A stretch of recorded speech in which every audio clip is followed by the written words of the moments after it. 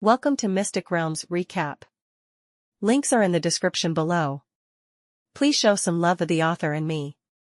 On to the show. Hence, at this moment, High Priest Power and Delano were both waiting to see Lin Li make a joke out of himself, curious what kind of ridiculous piece of evidence he could come up with. Although Elder Zoomer was not like High Priest Power, he certainly did not want Lin Li to really be able to provide any evidence because of his consideration of the interests of the Gilded Kingdom. In fact, not to mention High Priest Power and the others, even Claus and the other people from the Breezy Plains behind Lin Li did not have much confidence in the evidence Lin Li mentioned. However, Lin Li still seemed very confident in the evidence that was about to be brought to light as he remained composed. Some were worried, while some were gloating. No one was optimistic that Lin Li would be able to produce any concrete proof. Hence, they waited at the port for the so-called evidence to appear, each having their own thoughts. As for Delano, whose fleet had just been damaged, he did not seem to be sad at all. Instead, he remained arrogant and was constantly sneering at Lin Li. However, they soon saw a few crewmen of the Star carrying an object and walking over under the lead of a legendary mage from the Tower of Dusk. The object was rather large, about half the size of a man,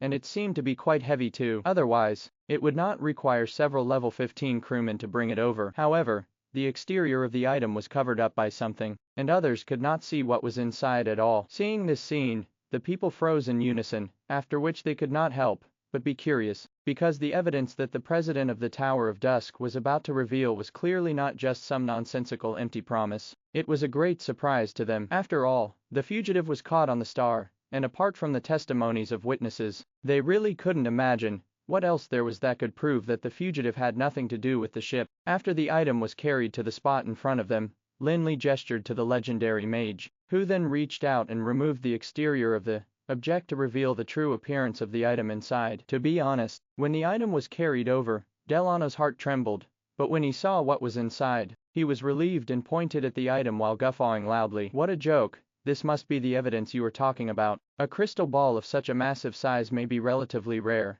but how does this prove that you did not hide the wanted fugitive on the ship? It turned out that the so-called evidence that Lin Li had people carry over was a massive crystal ball, which could definitely be considered a superior treasure. However, crystal balls were not very rare, and they were used in many places, especially in the magic towers of the mages where crystal balls were mandatory. However, they generally wouldn't be that large, and crystal balls that were the size of a human head were considered extremely precious. However, no matter how big and rare the crystal ball was, there seemed to only be one use of it, and that was to conduct real-time surveillance and observation of the surroundings using the Heaven's Eye Mageth. Most importantly, it allowed one to monitor the things that were going on within the scope through the crystal ball. Although Delano had yet to reach the legendary level, he had a sanctuary level father, after all, so what kind of rare things had he not seen before? He had played with various magical weapons that were almost considered artifacts, let alone a crystal ball. Hence, he was naturally also very clear about the use of the crystal ball. Besides, the alchemical battleships in the Gilded Kingdom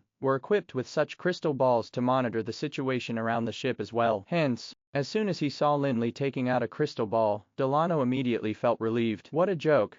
How can such a thing be used as evidence? Does he want to show us what's going on around here now? However, Delano's father, High Priest Power, and Elder Zoomer, the two sanctuary powerhouses, had a very different reaction from Delano at this time. They did not seem amused at all, and instead their eyes widened in shock, revealing the shock within their hearts. As a true sanctuary master and the High Priest of the Gilded Kingdom, Power was naturally more knowledgeable than the others. Besides, at his level, as long as mana and world laws were concerned, he would be able to grasp it almost instantly. Even if he hadn't studied some things before, he would be able to reach a level that was close to a master level. In particular, the field of inscription had always been closely related to magic and instances like the drawing of magic scrolls, which required some knowledge in inscription. Hence, the two sanctuary powerhouses, High Priest Power and Elder Zoomer, might not have much attainment in inscriptions, but they were definitely not clueless. In fact, in many aspects, they even had more profound insights than the legendary level masters of inscription. After seeing Lin Li display the crystal ball, High Priest Power and Elder Zoomer were immediately attracted to the mageths inscribed on the crystal ball. They could see at a glance that the mageths on the crystal ball were not just the common Heaven's Eye Mageth, but some that were much more complex and mysterious, or even far beyond their understanding of mageths. If only the Heaven's Eye Mageth could be seen on the crystal ball, Power and Zoomer would probably have the same reaction as Delano, and reckon that Lin Li couldn't come up with any proper evidence. However, After seeing that there were so many maggots on the crystal ball, they immediately panicked. President Flick, what are you doing? Elder Zoomer asked, forcing himself to smile. The Gilded Kingdom had already suffered a great loss, as the Fifth Fleet was damaged, and if they were proven to be responsible for the mess, the Gilded Kingdom would really be doomed this time. Lin Li smiled faintly, and did not answer immediately, but waved his hand and beckoned for the large crystal ball to be brought over. As the crystal ball floated in front of him, he said, "Didn't you want to see some evidence? It's right here. Drop the act. It's just a crystal ball. Do you really think we are country bumpkins like you who have never seen much of the world?" At this moment, Delano had already sensed that there was something off about the situation because of the reactions of his father and Elder Zoomer. However, he still refused to accept it, and was hoping for a fluke. Lin Li simply ignored Delano, stretched out his finger, and tapped the floating crystal ball twice, immediately after which a complex maggoth lit up. It then began operating. Under the backdrop of that magical light, the entire crystal ball was enveloped in a layer of mysterious light that seemed to be able to suck one's soul out. Immediately afterwards, they saw the intertwining rays of magical light in the space above the rotating crystal ball gradually form a clear image of the place where the people were at the moment. Their expressions were all captured and displayed clearly. Upon sight of this scene, Delano got smug as he thought that there was obviously nothing different between this crystal ball and the ones that he had seen before. Hence, he derisively mocked, "Is this all that you're going to show us? What a joke. What can this prove? Please stop wasting our time." However, as soon as Delano said that, he suddenly felt that there was something amiss about the atmosphere around him, especially with his father and Elder Zoomer. Logically speaking, they shouldn't have been shocked to see a crystal ball, but they looked extremely horrified as if they had seen a ghost. Overwhelmed with puzzlement, Delano turned to look at the crystal ball again, and scrutinized the scene displayed in it, only to realize that it was not fixed on their surroundings, and the scenes were gradually rewinding instead. Could it be that this thing can show the images of the past? Delano finally panicked, and fell silent, staring anxiously at the images displayed in the crystal ball. At this moment, Lin Li stretched out his finger again, and tapped the crystal ball, after which the scenes in the crystal ball changed rapidly. The scenes of the tragic battle at sea were then displayed. Of course, it was tragic only for the Gilded Kingdom because it was a thrilling massacre launched by the people of the breezy plains. Seeing the scene again and watching the consecutive destruction of the battleships, as well as the helplessness of the warriors of the Fifth Fleet, who could not resist, High Priest Power and Elder Zoomer could not help but feel indignant and helpless even though they were already sanctuary powerhouses. However, due to the acceleration of the playback in the crystal ball, the tragic sea battle fortunately also quickly vanished, and the scenes were soon restored to calmness. If not for the occasional appearance of some figures, they might have thought that they were looking at stills. They could tell that those scenes should have been recorded during those 2 days that the star had been seized, which meant that the main show was about to come. Indeed, just as they thought, Delano appeared in the scene with his subordinates, escorting the so-called fugitive out of the port. However, since the scene was played backwards, the scene displayed was that of Delano and his men retreating back to the star with the fugitive before going back into the cabin. By the time he saw this, Delano was already incredibly flustered because he already knew what would appear on the screen next. On the other hand, High Priest Power and Elder Zoomer, as well as the people of the breezy plains, were all holding their breaths and waiting for the truth to surface. Finally, Lin Li tapped the crystal ball again, and the images changed rapidly once more before slowing down to a normal speed. Next, they saw Delano taking the fugitive into the cabin, after which the fugitive began to remove his sailor's uniform and change into another set of clothes. When the fugitive in the scene was done changing, the crowd that was initially calm immediately got agitated because the sailor's uniform that the fugitive was wearing was actually the uniform of the Fifth Fleet. "No, this is fake. You fabricated this. How can you see the past events displayed in the crystal ball? This must be fake," Delano exclaimed furiously, and he even felt a strong urge to rush forth and smash that crystal ball. Actually, at this point where the fugitive was seen changing back into the uniform of the Fifth Fleet, even a fool would know exactly what was going on. However, Lin Li did not stop the playback, and instead continued to let the crowd watch the fugitive, who had changed back into his uniform, follow Delano and the others all the way out of the star's cabin, and then to the deck. "High Priest Power, Elder Zoomer, I wonder if this evidence is satisfactory to you," Lin Li said with a calm expression, while reaching out to pause the playback at the scene of Delano, the others, and the fugitive as they stood in the dock. This is. At this point, High Priest Power was speechless. After all, there were no video recording cameras or any editing software in Anral. Hence, such a thing could not be faked at all. However, what really shocked High Priest Power Elder Zoomer was not the truth of the matter that was on display. because the harboring of the fugitive was not their concern at this time. What shocked them was the crystal ball's ability to display a playback. In this world, there was no magic equipment similar to a camera, and one would have to use the elusive laws of time to go back in time to see the events of the past. Legend had it that only the Dragon of Time, one of the 5 great dragon aspects, had the ability to travel through time and monitor the past and future of Anral. Apart from the Dragon of Time, even ordinary gods and deities might not have the power to see the past and future. Of course, High Priest Power and Elder Zoomer also knew that the ability to look at events from the past was still not comparable to the Time Dragon's ability to travel through time. However, even so, they were almost certain that the Mageth that gave the crystal ball the ability to show the playback of past events should be at least of the Guru level. A Guru level Mageth. It was no wonder that sanctuary powerhouses like High Priest Power and Elder Zoomer were shocked. In Anral today, Masters of Inscription were rare, and Gurus of Inscription were simply godlike existences. Of course, they didn't think that the Guru-level Mageths on the crystal ball were inscribed by Lin Li, who was only in his early 20s. In their opinion, Lin Li definitely wouldn't have the time to juggle other fields of knowledge, since he had stepped into the sanctuary realm at such a young age. However, no matter what, this crystal ball actually had Guru-level Mageths inscribed on it, which made it 100 times more valuable and precious than it already was. More importantly, there were also many more mysterious Mageths on the crystal ball in addition to the time-lapse Mageth.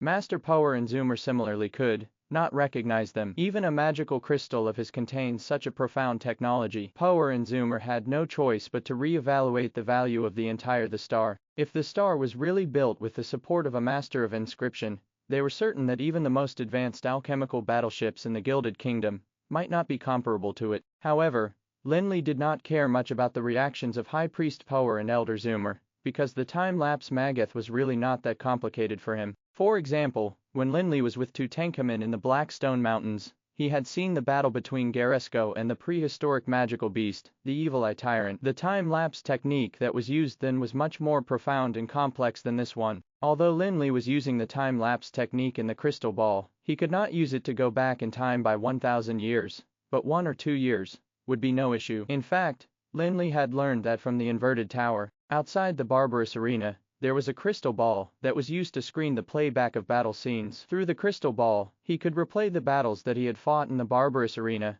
and watch them from all perspectives to increase his battle experience. Lin Li placed such a crystal ball there not purely for the sake of preventing himself from being framed like that. In fact, the true function of the crystal ball was for observing the operational process of the entire battleship, the star. Hence, when problems occurred, he would be able to find the root cause easily. Delano was just out of luck, as he couldn't imagine that Lin Li had placed such an impressive magic prop on the star. No, this is all fake. Delano was on the verge of losing his mind. Apart from the embarrassment of having his tricks exposed in public, he was also overwhelmed with panic because he knew that he would have to bear the responsibility for the huge losses suffered by the Fifth Fleet if people believed the scene in the crystal ball. Even if Delano's father was High Priest Power, the sin of damaging the fleet of the kingdom for no reason was not something that could be forgiven easily. Perhaps King Bradler wouldn't kill Delano on account of High Priest Power, but he would definitely not let him hold an important position in any field in the future. At the same time,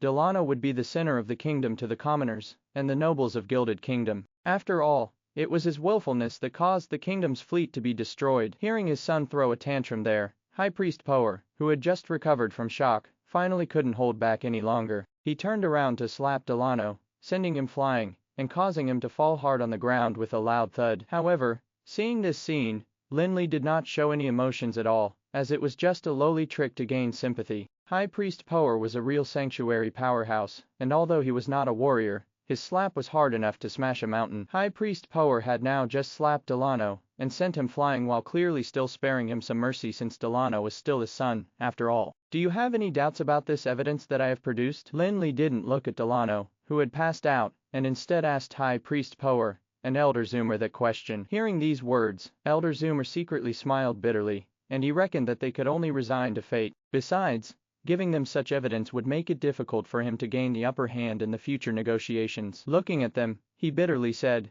"President Flick, the matter is clear, and it is indeed our responsibility this time." Wait. As soon as Elder Zoomer finished speaking, High Priest Power stepped out and glared at Lin Li and the others with resentment in his eyes. "President Flick, this time it's true that I failed to take Delano in hand and let him do such a thing. However, If you could have taken out the crystal ball earlier and explained to us the truth of the matter, we would have naturally let Delano release your ship and sailors immediately. However, you did not do that, and chose to resort to violence right away, causing irreparable damage to our fleet. That doesn't seem like the right thing to do. It was obvious what High Priest Power meant. He was just trying to say that since Lin Li had concrete evidence, he could have displayed it, and they would naturally make Delano release the sea's ship and sailors. However, Lin Li chose to take matters into his own hands and snatch the ship back, which resulted in a huge loss to the Gilded Kingdom. He felt that Lin Li had to bear some of the responsibility too. Of course, the most important thing was that High Priest Power still wanted to reduce the responsibility that was to be borne by his son.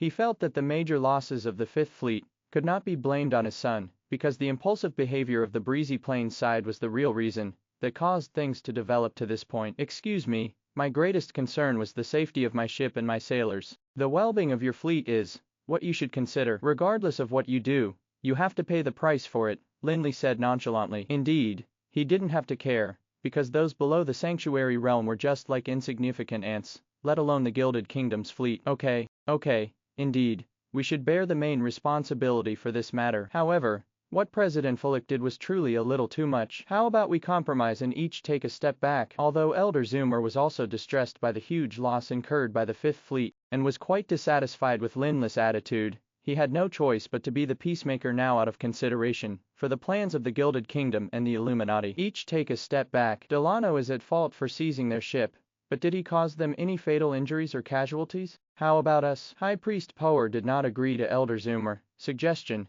because in his opinion, Elder Zoomer and he were sanctuary powerhouses, and even though he wasn't a match for Lin Li, the two of them would still be able to defeat Lin Li. Lin Li smiled and waved his hand to get his men to move the crystal ball back, after which he took out the Helios scepter and said, I strongly agree with High Priest Power. The Fifth Fleet is at best only an accessory, and the real culprit has yet to receive the punishment he deserves. What a joke. Is the authority and prestige of a sanctuary powerhouse something that just anyone can provoke? Delano is just an insignificant mob. How dare he try to set up a sanctuary powerhouse and frame him? If he doesn't get punished for that, the prestige of sanctuary powerhouses is going to be ruined. Being sanctuary powerhouses, both High Priest Power and Elder Zoomer were naturally clear about that. If Delano had not been the son of High Priest Power, he would have probably been thrown out and handed to Lin Li long ago. However, the problem now was that High Priest Power definitely wouldn't bear to give up his son. No matter how incompetent Delano was, he was still his son. On the other end,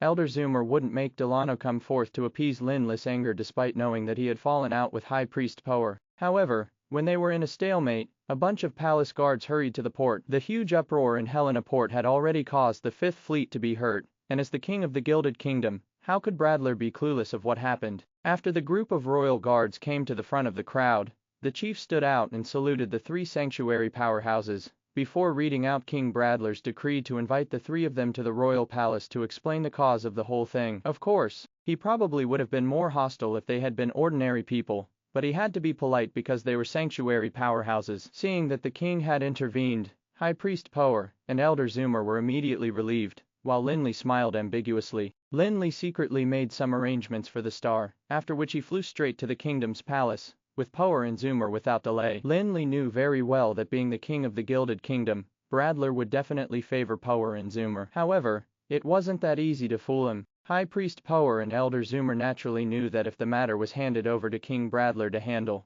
they should more or less be taken care of. In other words, Delano would be reprimanded, but he wouldn't end up dying as a consequence. Soon, the three arrived at the Gilded Kingdom's royal palace, and under the lead of the palace guards, they met King Bradler, who had a sullen expression on his face, which was to be expected. Although it was not the main battle fleet of the Gilded Kingdom, and was usually only responsible for patrolling the waters of Four Seasons Island, the Fifth Fleet was a regular naval fleet, after all. Now that it was completely ruined, they would have had to cancel the fleet system if not for the fact that the battleship, Sea Dragon, was still there. Moreover, if it was just an ordinary battle at sea, the battleships could still be towed back for repair. But Lin Li was too relentless this time as he made Garl the Lord Devourer devour many of the battleships. If the kingdom wanted to restore the Fifth Fleet, it would almost be the same as forming a new fleet. However, although Bradler's face was grim, he also knew that there were three sanctuary powerhouses standing before him, hence, he did not vent his anger. After taking a few deep breaths,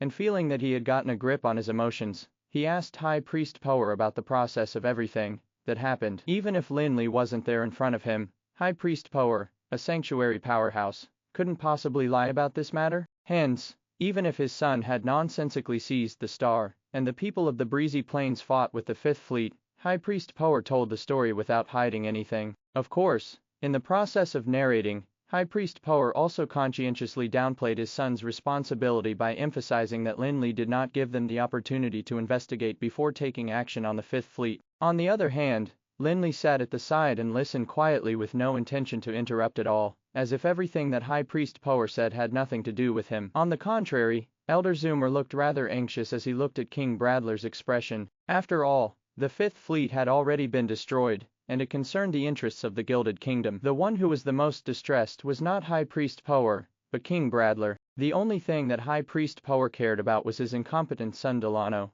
but King Bradler was the real victim of this incident. Hence, Elder Zoomer had no choice but to worry. If King Bradler really could not suppress his anger, and wanted to go to war with the Tower of Dusk or even the entire Breezy Plains, all their previous efforts would be in vain. However, after hearing High Priest Power's account, Bradler did not lose his temper like Elder Zoomer had feared. Although anyone could see that Bradler was trying his best to suppress his anger, he still politely asked Lin Li, "President Fulik, I wonder if you have anything to add to what High Priest Power just said." "No, High Priest Power has already made it very clear, and I'm here to see how you're going to deal with it so I can make preparations in advance," Lin Li said indifferently, shaking his head. Although Lin Li's tone was very flat, anyone could tell that if King Bradler's solution was not to his satisfaction, the war between the Gilded Kingdom and the Tower of Dusk would probably be inevitable. Hearing Lin Li's reply, a trace of anger flashed in Bradler's eyes, but he said in a calm tone, "Okay, I will give you a satisfactory answer, President Fulik." Bradler was the king of the nation,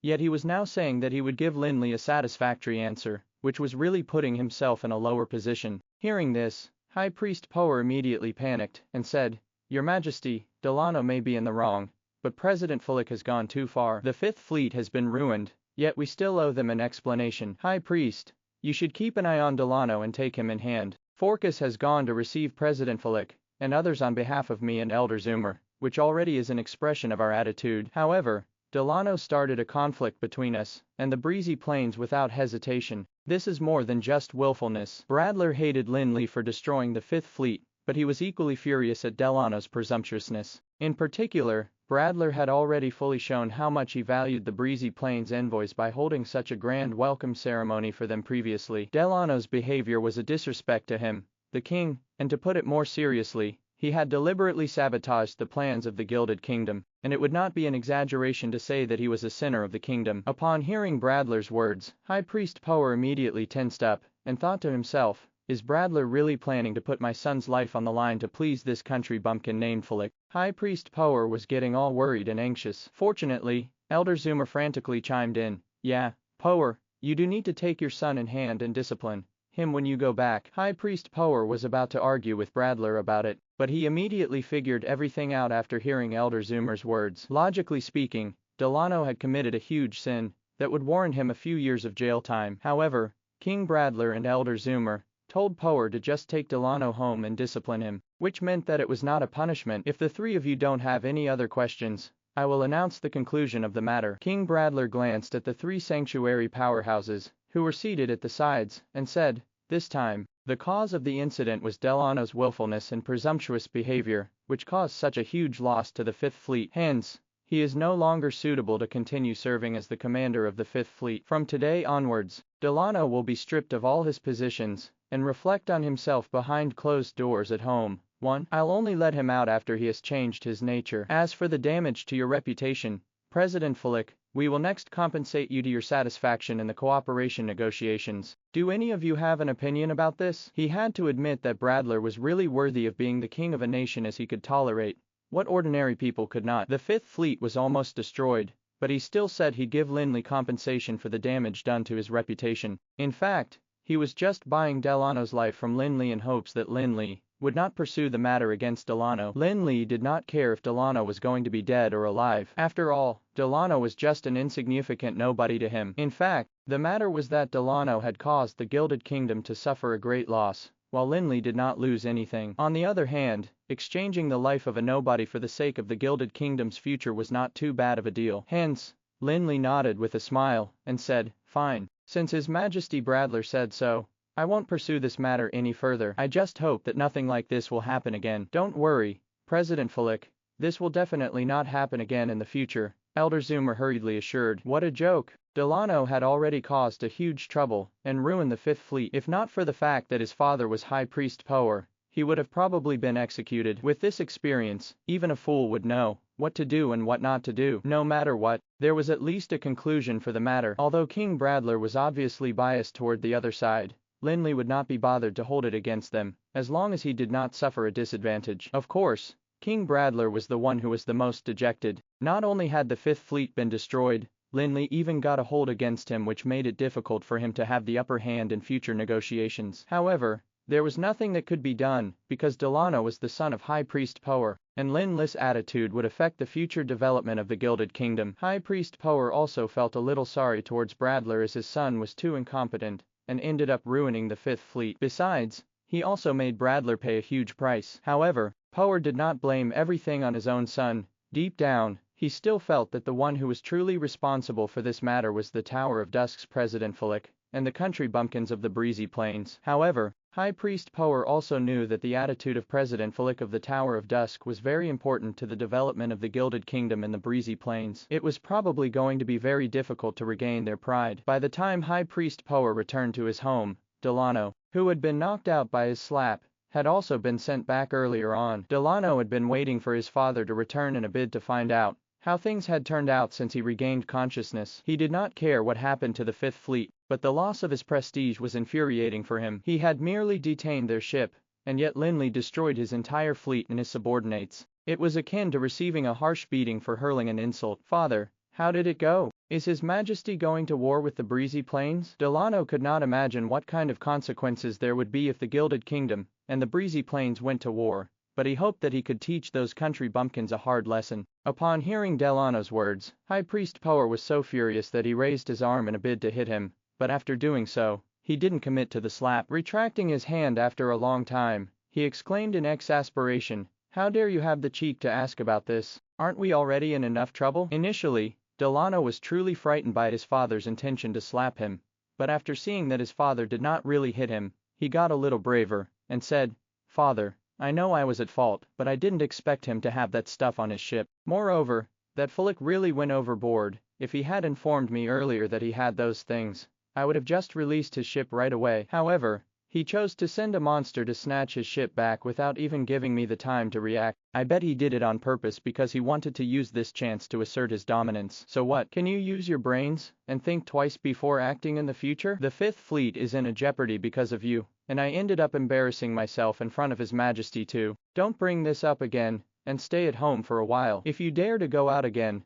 I will break your legs." Although High Priest Power was aware that he had indeed spoiled his son rotten, it was only normal for fathers to spoil their children. Hence, although he was angry on the surface, and even thought about how he should deal with Delano, he ended up just lecturing him. "However, Father, the Fifth Fleet is already in such a sorry state. As the commander, I ought to go in and take a look." Refusing to be kept at home, Delano was just using the Fifth Fleet as an excuse to go out. His main motive was to go look for a few friends to vent his anger. Fifth Fleet. Hearing this, High Priest Power flew into a rage, and pointed at Delano's nose while lecturing. "How dare you mention the Fifth Fleet? His Majesty has already removed you from all your positions, so you'd better stay at home and reflect." "What? Why? What about that fellow named Flick? What compensation did His Majesty demand from him?" Although he didn't care what happened to the Fifth Fleet, the position of fleet commander was still very enticing to Delano. Delano asked again and again before he finally found out from his father about the final outcome of the matter. He didn't expect to be stripped of his title,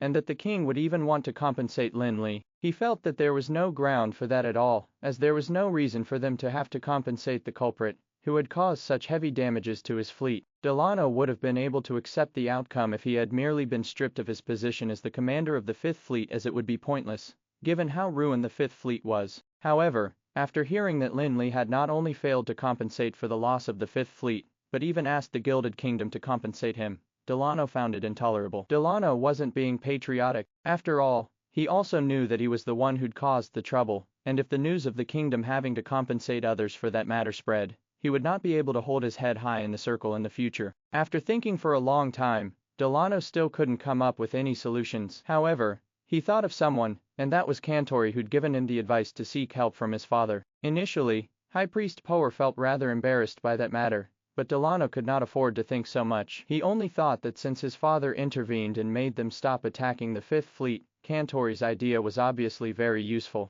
Hence, Delano thought of Kantori this time again, and wanted to ask him for some ideas to vent his anger. The so-called reflection was actually just an excuse. Lin Li would not really send his people to keep a close eye on Delano to see if he was really reflecting at home. Hence, there wasn't any difference between Delano's situation now and in the past. He left home freely, and headed to the Chancellor's residence to seek help from Kantori. Soon, Delano left the residence in high spirits, as if he had already gotten some amazing idea from Kantori. After returning home, he did not delay at all, and simply asked the servant before scurrying away to look for his father. "Didn't I tell you to lock yourself up, and reflect on yourself? How dare you have the courage to wander about?" High Priest Power was reading a magic book, and his face turned sullen when he saw his son Delano barging in. However, Delano was not frightened by his father's scolding, and instead went forth with a sheepish smile. "Father, I've already thought of a solution." "You've thought of a solution? What solution? What kind of trouble are you trying to get me into again?" High Priest Power couldn't help but feel a headache as he thought, "Why can't my son just be quiet for a few days?" "Father, simmer down. I have thought of a way to make that Fulik bow down to us." Delano did not mention that Kantori was the one who told him about it, and instead took all the credit for it. "Okay, the matter will end here. Stop creating trouble for me. I'm warning you. You'd better stay at home during this period of time and not go out to provoke that group of people from the breezy plains." Of course, High Priest Power did not believe that his incompetent son would be able to think of any solution. He would probably just create a mess again like he had before. If the same thing happened again, even Power would not have the cheek to continue being the High Priest. "No, Father, we don't have to intervene this time," Deputy Chairman hurriedly explained. Before his father said anything, he hurriedly added, "Father, I've already heard about it. The Tower of Dusk belonging to Fulik is actually supposed to be called the Breezy Plains Guild of Magic, which is under the sanction of the Supreme Council. Aren't you very close to Chairman Rosen of the Supreme Council? As long as you write a letter to him, I believe that Fulik will have to apologize to us once Chairman Rosen intervenes." High Priest Power could not help but frown, and he chided in annoyance, "Enough. Stop getting involved in this matter and go back to your room immediately. This time, if you don't reach level 19, don't even think about stepping out of your room again." Upon hearing his father's words, Delano's face instantly turned sullen, and he wanted to say something, but didn't have the guts to. He had no choice but to leave his father's study while turning his head to look with every step he took. However, after Delano left, a smile graced High Priest Power's face. Although he acted as if he had already let the matter go, he could not really let it go, and he was well aware of it himself. He might have already become a sanctuary powerhouse, but sanctuary powerhouses were still humans who were inherently competitive. Even the gods in the myths and legends would fight brutally over trivial matters. Although High Priest Power had already accepted the conclusion given by King Bradler, he had been overwhelmed with fury. They were all sanctuary powerhouses, but why did he have to suffer such a huge loss? Not only was the Fifth Fleet destroyed for nothing, they even had to compensate Lin Li. Although the compensation was the decision of King Bradler, High Priest Power could not take it that he wasn't involved. His son was the one who'd caused the trouble, but did not have enough power to suppress the man named Fulik. In the end, King Bradler had to compensate Lin Li, and that was an utter embarrassment to High Priest Power. Although Power did not care about what Delano said, he also felt that it was a good idea. Fulik might be a sanctuary powerhouse, but he was also the president of the Guild of Magic, under the Supreme Council. Hence, he probably could not reject the orders of the deputy chairman of the Supreme Council. 1. Basically house arrest. High Priest Power went to a corner of the study, where a special small table was set up, on which there was a maggot that looked extremely complex. He then took out a few magical crystals, and placed them on several nodes of the maggoth. After the last magical crystal was laid down, mana began to flow quickly along the magic circuit, and soon the entire maggoth began to emit a faint magical light. As the light of the maggoth got brighter and brighter, an illusory light curtain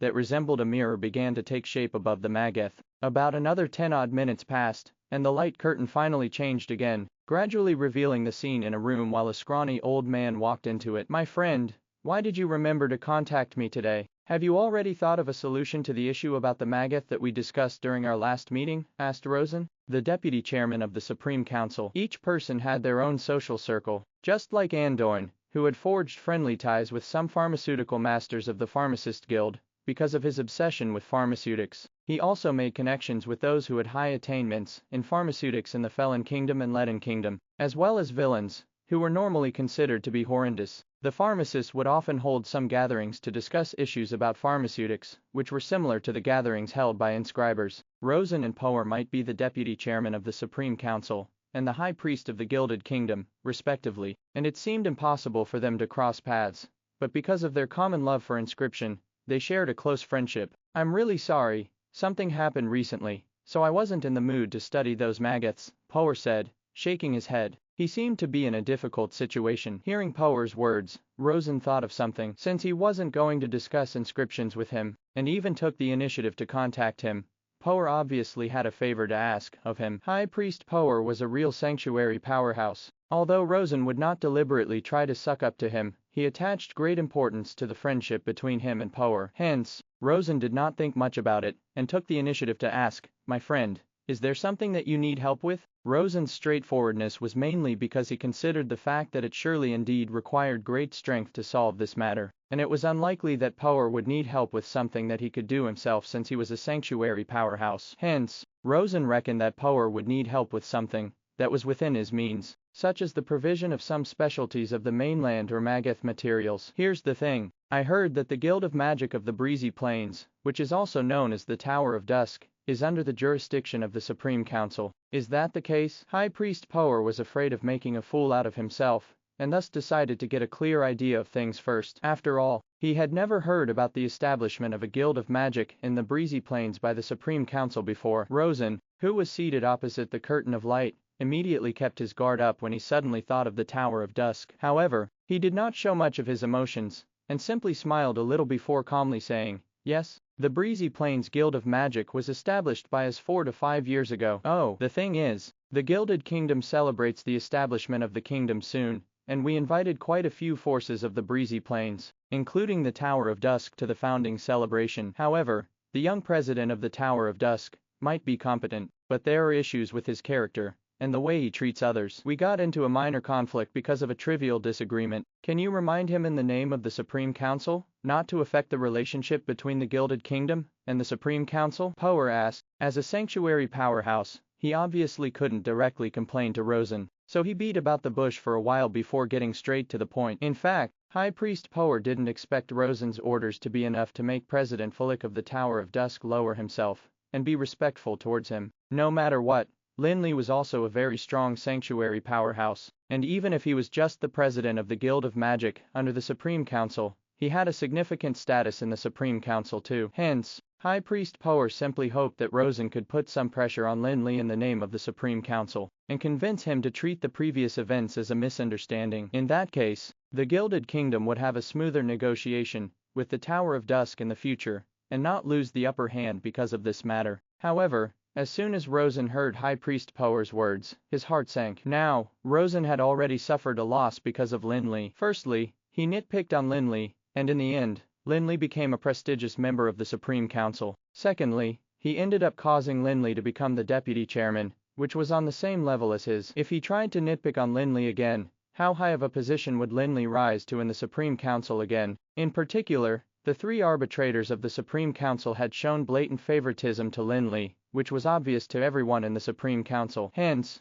Rosen was afraid that he might end up losing his position as deputy chairman if he had any more contact with Lin Li. Once he heard that High Priest Power wanted him to pressurize President Fulik of the Tower of Dusk, Rosen knew that the Gilded Kingdom and Power must have suffered huge losses because of Lin Li. Otherwise, Power, who was a real sanctuary powerhouse, definitely wouldn't swallow his pride to ask him for help. Although Rosen was friends with Power, the only reason their friendship existed was the study of inscription. They wouldn't risk their lives for each other. Rosen wouldn't be willing to lose his position as deputy chairman of the Supreme Council because of Power, or create trouble for Lin Li, and end up offending the 3 arbitrators. Besides, Lin Li was now the deputy chairman of the Supreme Council, who was of equal status to Rosen, so how could Rosen dare to boss him around? However, Rosen would not directly reject Power. After all, Power was also a true sanctuary powerhouse, and the High Priest of the Gilded Kingdom. Hence, he smiled a little, and said to High Priest Power, "Okay, I'll send someone to find out more about the situation. By the way,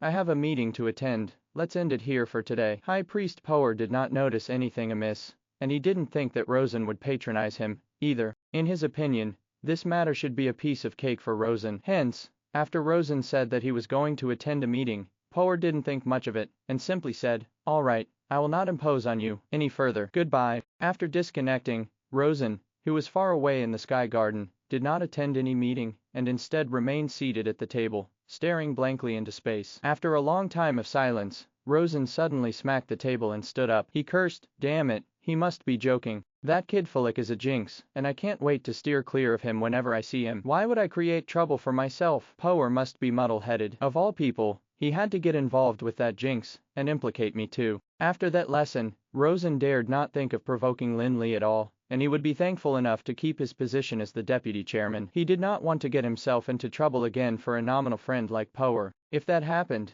even his life would be in danger, what more his position as the deputy chairman. Lin Li was valued greatly by the three arbitrators. However, High Priest Power could no longer hear Rosen's complaints, and was simply rejoicing because he thought that he was finally able to solve the matter. In his opinion, although Lin Li was very strong, he had to show some respect to the Supreme Council. Besides, the Guild of Magic that he presided over was subject to the Supreme Council's sanctions. Therefore, in the next 2 days, High Priest Power's mood could be considered pleasant, and he had also specially sent someone to keep an eye on the embassy area to wait for the Supreme Council to come over and make Lin Li apologize to him for what happened before. 2 days later, the subordinates sent to keep an eye on the area really came to report to him saying that the envoy of the Supreme Council had arrived. As soon as he heard this news, High Priest Power immediately got excited, packed up, and brought his 2 followers with him to meet the messenger sent by the Supreme Council. Of course, High Priest Power could not publicly say that he was waiting for the Supreme Council to pressure the president of the Tower of Dusk,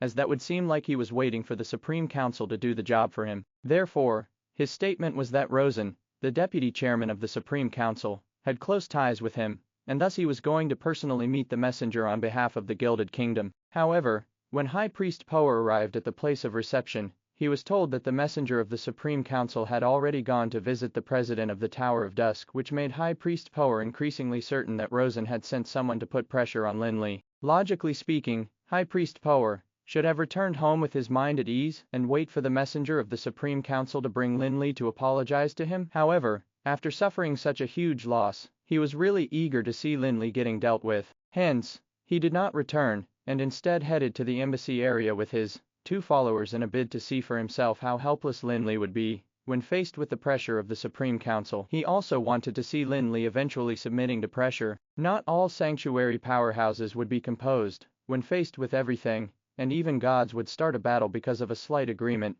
let alone the sanctuary powerhouses who were still humans. In particular, High Priest Power and Lin Li were both sanctuary powerhouses, and thus the former would not give in to the latter. High Priest Power rushed to the embassy area with his followers, and only caught up with the messenger of the Supreme Council when they arrived. The messenger sent by the Supreme Council to the Gilded Kingdom this time was the senior counselor Herza, who was specifically responsible for the foreign affairs of the Supreme Council, accompanied by several other counselors, who were all legendary mages. It was not Herza's first visit to the Gilded Kingdom, hence, High Priest Power was not a stranger to him. As soon as they met, he smilingly said, "Counselor Herza, when I heard that the messengers of the Supreme Council had arrived, I knew that you were definitely the one in lead. Why didn't you wait a little longer? I was about to bring someone to receive you, but I didn't expect to miss you." "Oh, so it's you, High Priest Power. I came here this time for the founding celebration, and also because of some internal matters that we have to discuss with President Fulik of the Tower of Dusk. Hence,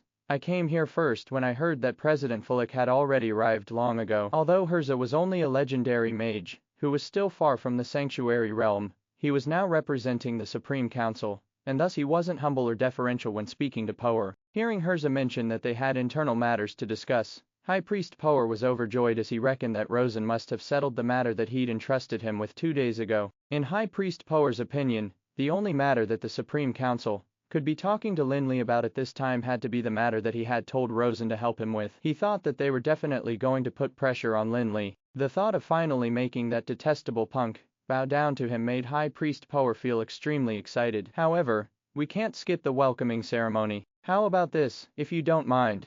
I'll accompany you inside first, and when you're done with your errands, I'll immediately arrange a welcoming ceremony as well as a place for you to rest. Seeing how enthusiastic High Priest Power was, Hirza was a little confused. He had come to the Gilded Kingdom before, but he had never seen Power so enthusiastic. However, he couldn't reject the High Priest's kindness, either. Thinking that there was nothing confidential about what he was going to do, Hirza gave in. Okay then, please wait a moment, High Priest Power. It's fine, let's go in then. High Priest Power could no longer be bothered about anything else, and all he could think about was Lin Li bowing down to him. Hence, under the accompaniment of High Priest Power, Hirza walked into the embassy. As soon as they entered, they were greeted by the servants of the embassy, who hurriedly greeted High Priest Power without asking any other questions, because they were from the Gilded Kingdom too. Okay, this is the messenger of the Supreme Council, Counselor Hirza. He needs to see President Falik of the Tower of Dusk for something. Go and relay the news, High Priest Power said to the servants, somewhat overstepping his boundaries. Hirza knew that High Priest Power enjoyed a high status in the Gilded Kingdom, and thus did not find that strange at all. Seeing that the servants had left to report, he took a seat casually in the hall. Although High Priest Power was very eager, he could not show it, or make it too obvious. Hence, he sat at the side, and chatted with Hirza while waiting for the good show. However, that made Hirza, and the others of the Supreme Council feel a little puzzled. High Priest Power's status in the Gilded Kingdom was almost the same as King Bradler's. Although Hirza represented the Supreme Council, High Priest Power was being too enthusiastic, and there was nothing for them to talk about at all. He said that there was no need for the High Priest to be ushering the guests to the welcoming ceremony, and arranging for a resting place, and so on, because these tasks were within the Foreign Affairs Minister's scope of duty. Others who were unaware might think that High Priest Power was trying to cozy up to Hirza. In fact, High Priest Power was also very uncomfortable. He wasn't that familiar with Hirza in the first place, and their interests were in inscription and pharmaceutics, respectively. What was there for them to talk about? If High Priest Power hadn't tried to strike up a random conversation, there was nothing else he could do, either. It would be strange if he just sat still and waited. They waited in the hall downstairs for almost 15 minutes before Lin Li finally came down from upstairs, smiling widely. He said in an apologetic tone, Master Hirza, I'm so sorry. Master Syndros has been holding me back to talk about some matters regarding pharmaceutics. Sorry to have kept you waiting. On the other hand, Hirza stood up with a smile, and said, it's rare to have such an opportunity. I've prepared quite a few questions that I have to ask you. Syndros might be cursing me now. After exchanging a few pleasantries, Lin Li let Hirza take a seat while he sat down beside him, acting as if he did not see High Priest Power. He finally asked, Master Hirza, you came to see me without resting as soon as you reached the Gilded Kingdom. There must be something, right? Of course, Hirza said with a nod. Now we're getting down to the main point. As soon as he heard that, High Priest Power instantly perked up, and decided to forget about the fact that Lin Li had just ignored him. He straightened his back in his seat, waiting to see the good show,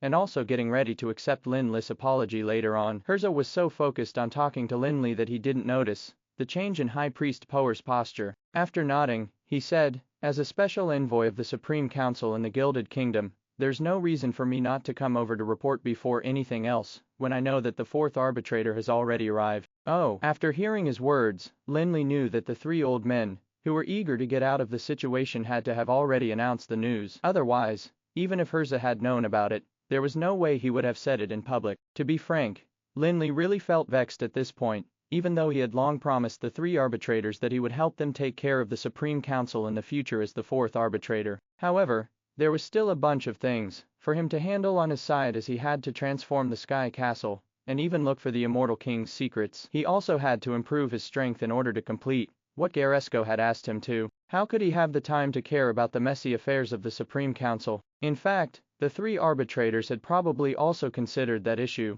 and were afraid that if they announced the news of Lin Li becoming the fourth arbitrator of the Supreme Council any later, Lin Li might just create something similar to the Supreme Council. At that time, they would no longer be able to pin their hopes on Lin Li. After all, transforming an old system was far more difficult than establishing a brand new one. At this moment, the High Priest, who was seated at the side, and waiting for Lin Li to bow down and apologize to him under the pressure of the Supreme Council, instantly sulked. This damned rascal has actually become the fourth arbitrator of the Supreme Council. This is the most incredible news I have ever heard in my life. Since Lin Li had already become the fourth arbitrator of the Supreme Council, how could he still expect Lin Li to bow down and apologize to him under the pressure of the Supreme Council? Although High Priest Power was not a member of the Supreme Council, he knew that the arbitrators were the highest leaders of the Supreme Council. Hence, he could forget about his plans. Haha, congratulations, Flick. I've long said that your talent and strength are far beyond the mere position of the president of a guild of magic. If you're willing to join the Darkness Shrine,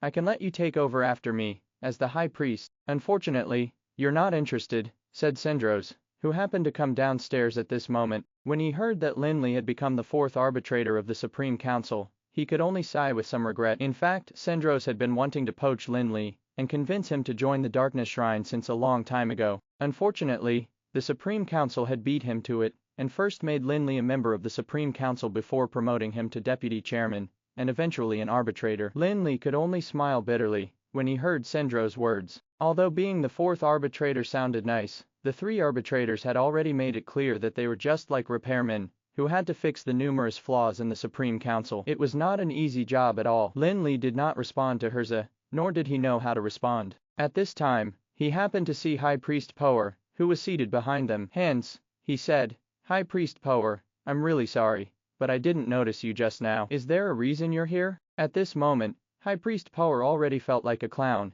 and was hoping that everyone wouldn't notice him, but he didn't expect Lin Li to actually shift the topic of the conversation and put the attention on him. He immediately looked a little awkward before forcing a smile and saying, President Flick, it's such a coincidence, we meet again. I'm here to accompany Counselor Herza so that I can arrange a welcoming ceremony as well as a place to rest for the Supreme Council's envoy after he is done with errands. Oh, I see, Lin Li said with a nod. He then turned around and said to Herza, Master Herza, let's talk about other things later. Don't keep the host waiting for too long. I think you'd better attend the welcoming ceremony with High Priest Power, and have your accommodations settled before coming back to discuss this with me. Okay. Herza still didn't know what was going on between Lin Li and High Priest Power, so he didn't think much about anything else. With an apologetic expression, he turned around and said, High Priest Power, sorry to have let you wait for a long time. Let's go and finish going through the motions now. Alright, please come with me, High Priest Power said. He was just thinking of leaving ASAP, and as soon as he heard Herza's words, he nodded his head in agreement. The news that Lin Li had become the fourth arbitrator of the Supreme Council could be considered rather sensational, and once the news were announced, many of the people who were at the Gilded Kingdom's founding celebration would probably seem dismayed. However, due to Lin Li's request, the few people who were aware of it did not spread the news. However, Sendros told Inglos about it, causing the latter to pound his chest in chagrin because it was too late for him to take action. In the Darkness Shrine, Lin Li was regarded as the Darkness incarnate, and he was likewise treated as the son of the Holy Light by the Brilliant Shrine, which had thought of forging connections with Lin Li before. As for High Priest Power, he felt extremely embarrassed even though no one saw his intentions at that time. He naturally wouldn't go round spreading the news. Besides, in his opinion,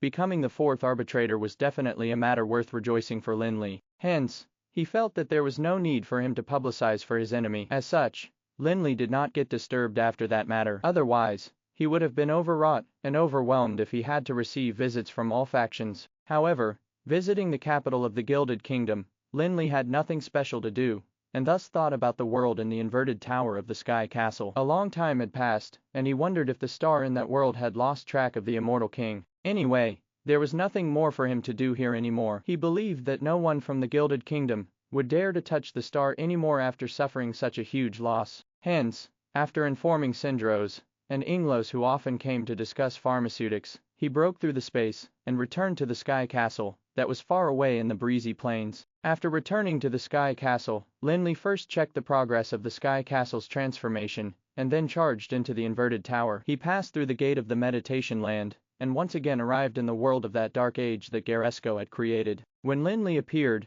he was still in the pilot house of the star, and he could see all the records of the star's voyage during his absence through the crystal ball there. Seeing the blurry figure of the Immortal King in the recorded scene from a few days ago, Lin Li was relieved that the star had not lost track of the Immortal King, and the mystery would eventually be revealed. Otherwise, Lin Li would have had no idea how to search for clues in the vast ocean. He continued to sail on the star for 2 days, and just when Lin Li thought he was going to continue feeling bored, he suddenly felt a very terrifying magical wave, which contained a peculiar death aura in front of him. It was as if there was a hint of life in it, and it was precisely the magical wave that was unique to the Immortal King. After sensing the abnormal situation, Lin Li immediately drove the star forward at full speed, thus maximizing the scope of the crystal ball. Finally, The picture of a small island was quickly enlarged. The figure floating above the island was none other than the immortal king. It was a barren island, which actually had a large area, but it was covered with short greenery. Actually, there were tens of millions of such islands in the endless ocean,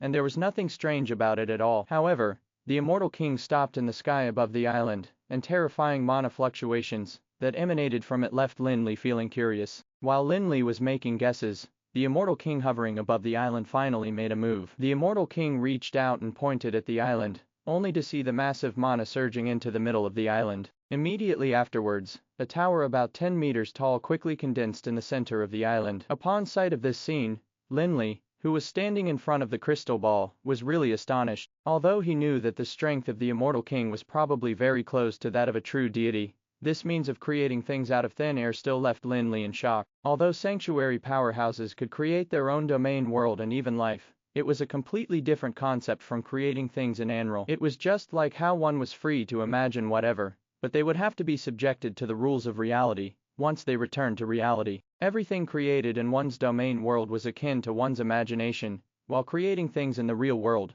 was really a method of creation of something out of nothing. After the astonishment, Lin Li also made another discovery. The tower created out of thin air by the immortal king was actually very similar in shape to the tower on the lone island that he found sailing in the outside world. The only difference was that there was a void spirit Magath engraved on the tower outside. However, seeing that the immortal king hadn't left after creating the tower, Lin Li had a hunch that the immortal king would do something again. Indeed, just a few moments later, the immortal king once again made a move and hurriedly created a few magic seals. The mana condensed under his manipulation entangled the high tower that appeared out of nowhere. Each portion of mana would leave a complex Magath or runes on the tower after it touched the latter. In a short while, the appearance of the tower had completely changed, and it looked extremely mysterious under the wrapping of the Magath and the runes. After looking at it, Lin Li finally saw that the runes on the exterior of the tower were made up of the divine smith void spirit Magath that he couldn't understand. Lin Li had been puzzled at first, and wondered what kind of person would create such a tower with divine smith Magaths on the lone island on the endless ocean. Now, he finally understood that it was all done by the immortal king, who was probably the only one in Anral who had such an ability. However, that left Lin Li with some doubts. What was the immortal king trying to do by building such a tower and adding divine smith void spirit Magaths to it? Before Lin Li could dwell on that issue any further, the immortal king, who had already completed the void spirit Magath, darted out in another direction again like a bolt of lightning. Lin Li subconsciously wanted the star to catch up immediately, but after the void spirit Magath was activated, there were changes on the island which caused him to pause for a moment. With the huge amount of mana gathering on the island, the barren island seemed to be filled with gas as it suddenly started growing rapidly, turning green and lush in front of him. At the same time, the beings on the island also began to go through growth spurts under the catalysis of the mana. It was as if millions of years passed instantly as the creatures began growing rapidly. In just a few hours, the island had been covered by a dense forest, and the creatures had also mutated into strong and powerful magical beasts. In the process, magical beasts from other areas were constantly being attracted over too, and among them was the 9-headed manticore that Lin Li had personally killed. Of course, at this point, the 9-headed manticore was left with only one head, and thus could be considered an extremely ordinary manticore. After dashing onto the island, the manticore immediately began fighting the magical beasts on the island and charging towards the center. At the same time, the other magical beasts were also surging towards the tower, their eyes filled with an incredible desire. It was as if there was something in the tower that was attracting them, and they were even willing to kill their own kind in order to vie for the opportunity to get closer to the tower. As soon as the manticore reached the tower, its second head began to grow, and it fought with the other magical beasts even more intensely for the chance to enter the tower. After all, the manticore carried the bloodline of a prehistoric magical beast. After a tough battle, it finally shot into the high tower, and the gates shut tightly. After seeing this, Lin Li did not stay behind any longer, and instead accelerated the star to follow the immortal king closely. However, to Lin Li's surprise, the immortal king did not just build that one tower. During his flight, he changed his direction and left the same magic tower on 6 other islands. While following the trail of the immortal king, Lin Li annotated the 6 islands that had the tower on the nautical map in order to explore them after he returned to the outside world. The immortal king built a total of 7 towers in the endless ocean before he finally stopped changing directions and flew straight ahead in one direction. Upon sight of that, Lin Li couldn't help but feel elated. It seemed that it was finally time for the answer to be revealed. However, Lin Li maneuvered the star to make it follow the Immortal King for 2 consecutive days, only to lose track of the Immortal King in the space above an ice-covered island that should have been located to the north of Four Seasons Island. Although Lin Li couldn't find the Immortal King most of the time during his previous pursuit too, the Immortal King's unique aura gave him a very clear guidance. However, the Immortal King had not only now vanished, even the special aura had disappeared without a trace. Seems like there's something very wrong with this island. Lin Li did not recklessly dash towards the island, and instead began exploring the area around the island by maneuvering the star. He finally realized the island had a large surface area, although he didn't know if it could be compared to Four Seasons Island. He reckoned that it should be considered a rare, fairly large island in the endless ocean. However, the fact that he couldn't find out any information about it from the Gilded Kingdom made Lin Li bewildered. Besides, when he stopped and looked at the nautical information of the Gilded Kingdom, he found that the existence of this island was not recorded on any maps. In fact, even the small islands, which the Immortal King had created magic towers on, similarly weren't annotated on the maps. However, those islands were relatively remote and small, so even if they were not recorded, Lin Li didn't find it too strange. However, the current island was different. Even if it was of no value, the Gilded Kingdom shouldn't have ignored it. The Immortal King's trail disappeared, and Lin Li had no way to continue tracking him. However, he felt that the Immortal King's disappearance should be related to this island. He didn't land on the island to explore, because, after all, he couldn't leave the Gilded Kingdom for too long. Who knew how much time the exploration would take? Moreover, he also planned to go back to the Gilded Kingdom and find out more about the island. Hence, Lin Li sailed further away from the island, and when he returned to the pilot house, he returned to Garesco's meditation land through the teleportation portal there. After walking out of the inverted tower, Lin Li thought for a moment. If he could find out about the island from the Gilded Kingdom, he would probably need more manpower to explore the island. When they went to the Gilded Kingdom, the team consisted only of Lin Li and the group of sailors he had recruited, as well as the mages who were about to be trained. He didn't bring his undead servants at all. If the 2 undead servants had been on the star when Delano and his men had raided it, Delano probably wouldn't have been able to seize the star even if he had brought many subordinates with him. Therefore, when Lin Li returned to the Gilded Kingdom this time, he called the 2 undead servants, Ufalusi and Norfaler, along. On the other hand, Conoris and Angelano, who had initially been responsible for keeping an eye on the modification of the Sky Castle, had already completed their respective duties, and thus they were also brought over by Lin Li. As for the Tower of Dusk's Mage Legion, Lin Li did not intend to bring them over this time, and decided to wait until he found out more about the situation on the island before contemplating if he should bring them. Anyway, with his current ability, it wouldn't take him much effort to break through the space and bring the mages along. After the 2 undead servants, Conoris and Angelano, arrived, Lin Li waved his hand to open a spatial rift, and stepped into it with the 4 of them. By the time they stepped out of the rift, they were already in the embassy room that the Gilded Kingdom had arranged for the Tower of Dusk. Lin Li made some arrangements for the 4 of them, and soon a servant came over to report that Sendros and Inglos had come to visit. Although the 2 of them regretted not getting to cozy up to Lin Li and building connections with him, they had learned lots of pharmaceutical knowledge from Lin Li. Hence,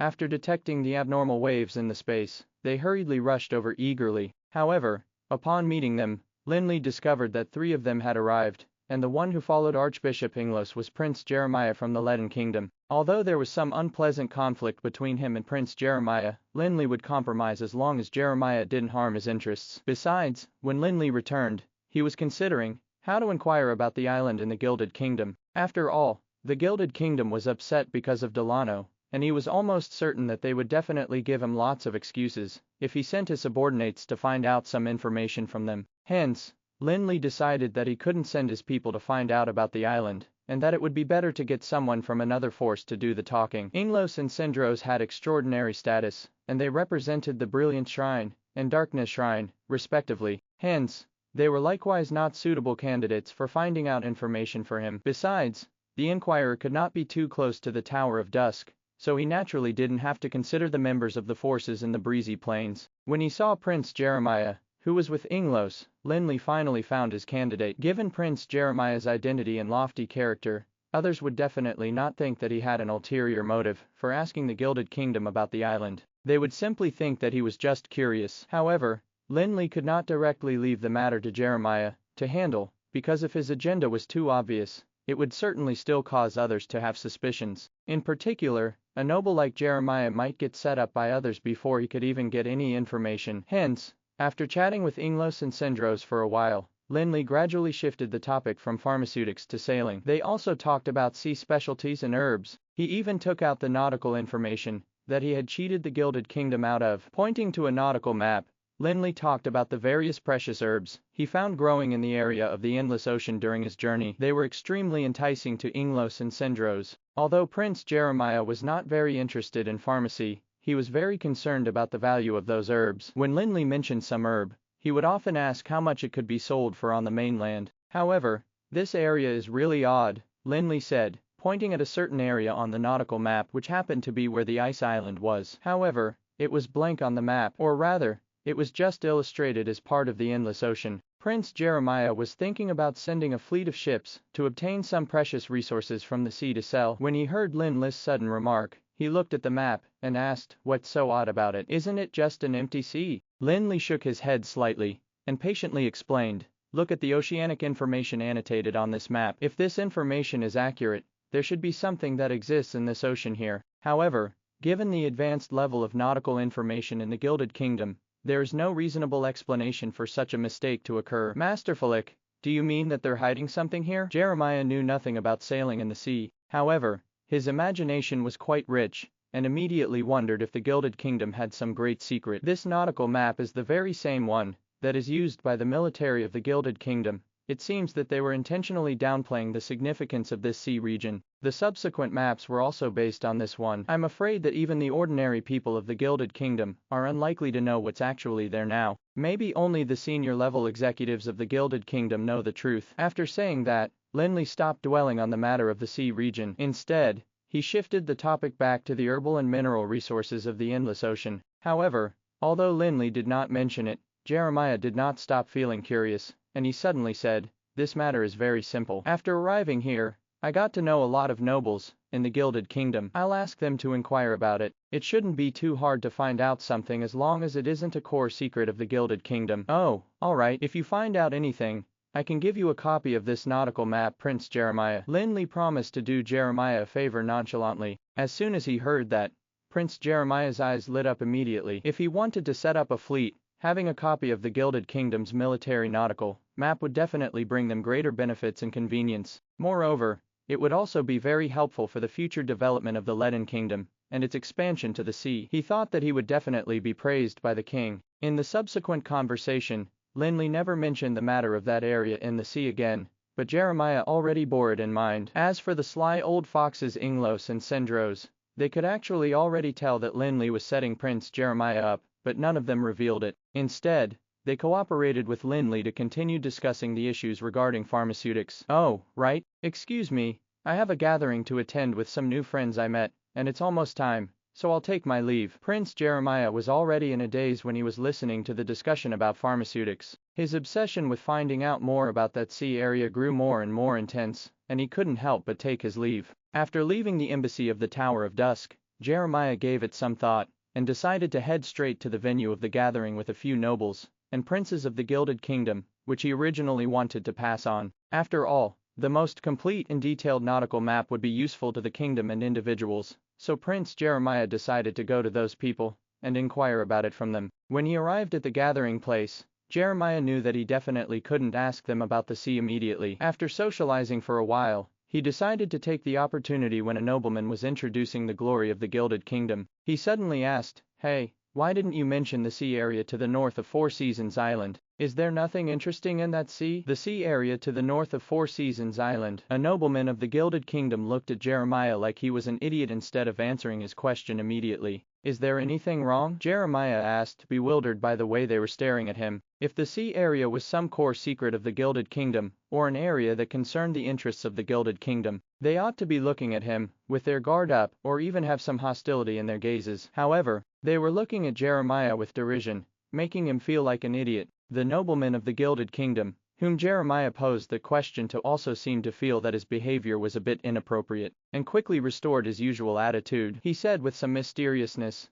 "Prince Jeremiah, I think it'd be better for you not to know about it. I'll head over now and introduce a few friends to you later." Looking at the nobleman who left with the wine glass, Jeremiah felt that he seemed to be evading the question, which piqued his curiosity further. The nobleman's behavior made him feel that there was something that he couldn't say, and that he wasn't hiding it because he wanted to. Hence, what exactly was there in that sea that the people of the Gilded Kingdom were unwilling to mention? Of course, Jeremiah would not just give up like that. After the noblemen of the Gilded Kingdom left, he looked at the others present at the gathering, constantly recalling the identities of the ones whom he had just met recently. When he found one whose status seemed similar to that of the nobleman who had just left, he would go up and chat with them, before eventually shifting the topic to the sea. In normal circumstances, Jeremiah's identity as the Prince of the Leaden Kingdom would make him the limelight of the gathering, as everyone would be eager to talk to him more. However, Jeremiah was completely neglected this time, and whenever he tried to find out about the sea area, the people he asked would find an excuse to leave. Those who were nice would just remind him not to be curious about that part of the sea. Jeremiah was on the verge of losing his mind in the face of such a situation. Seeing that there was nothing he could find out during the gathering, he decided to inform the host that he would be taking his leave, as he intended to look for someone of a higher status to inquire. The host of this gathering was Pedro,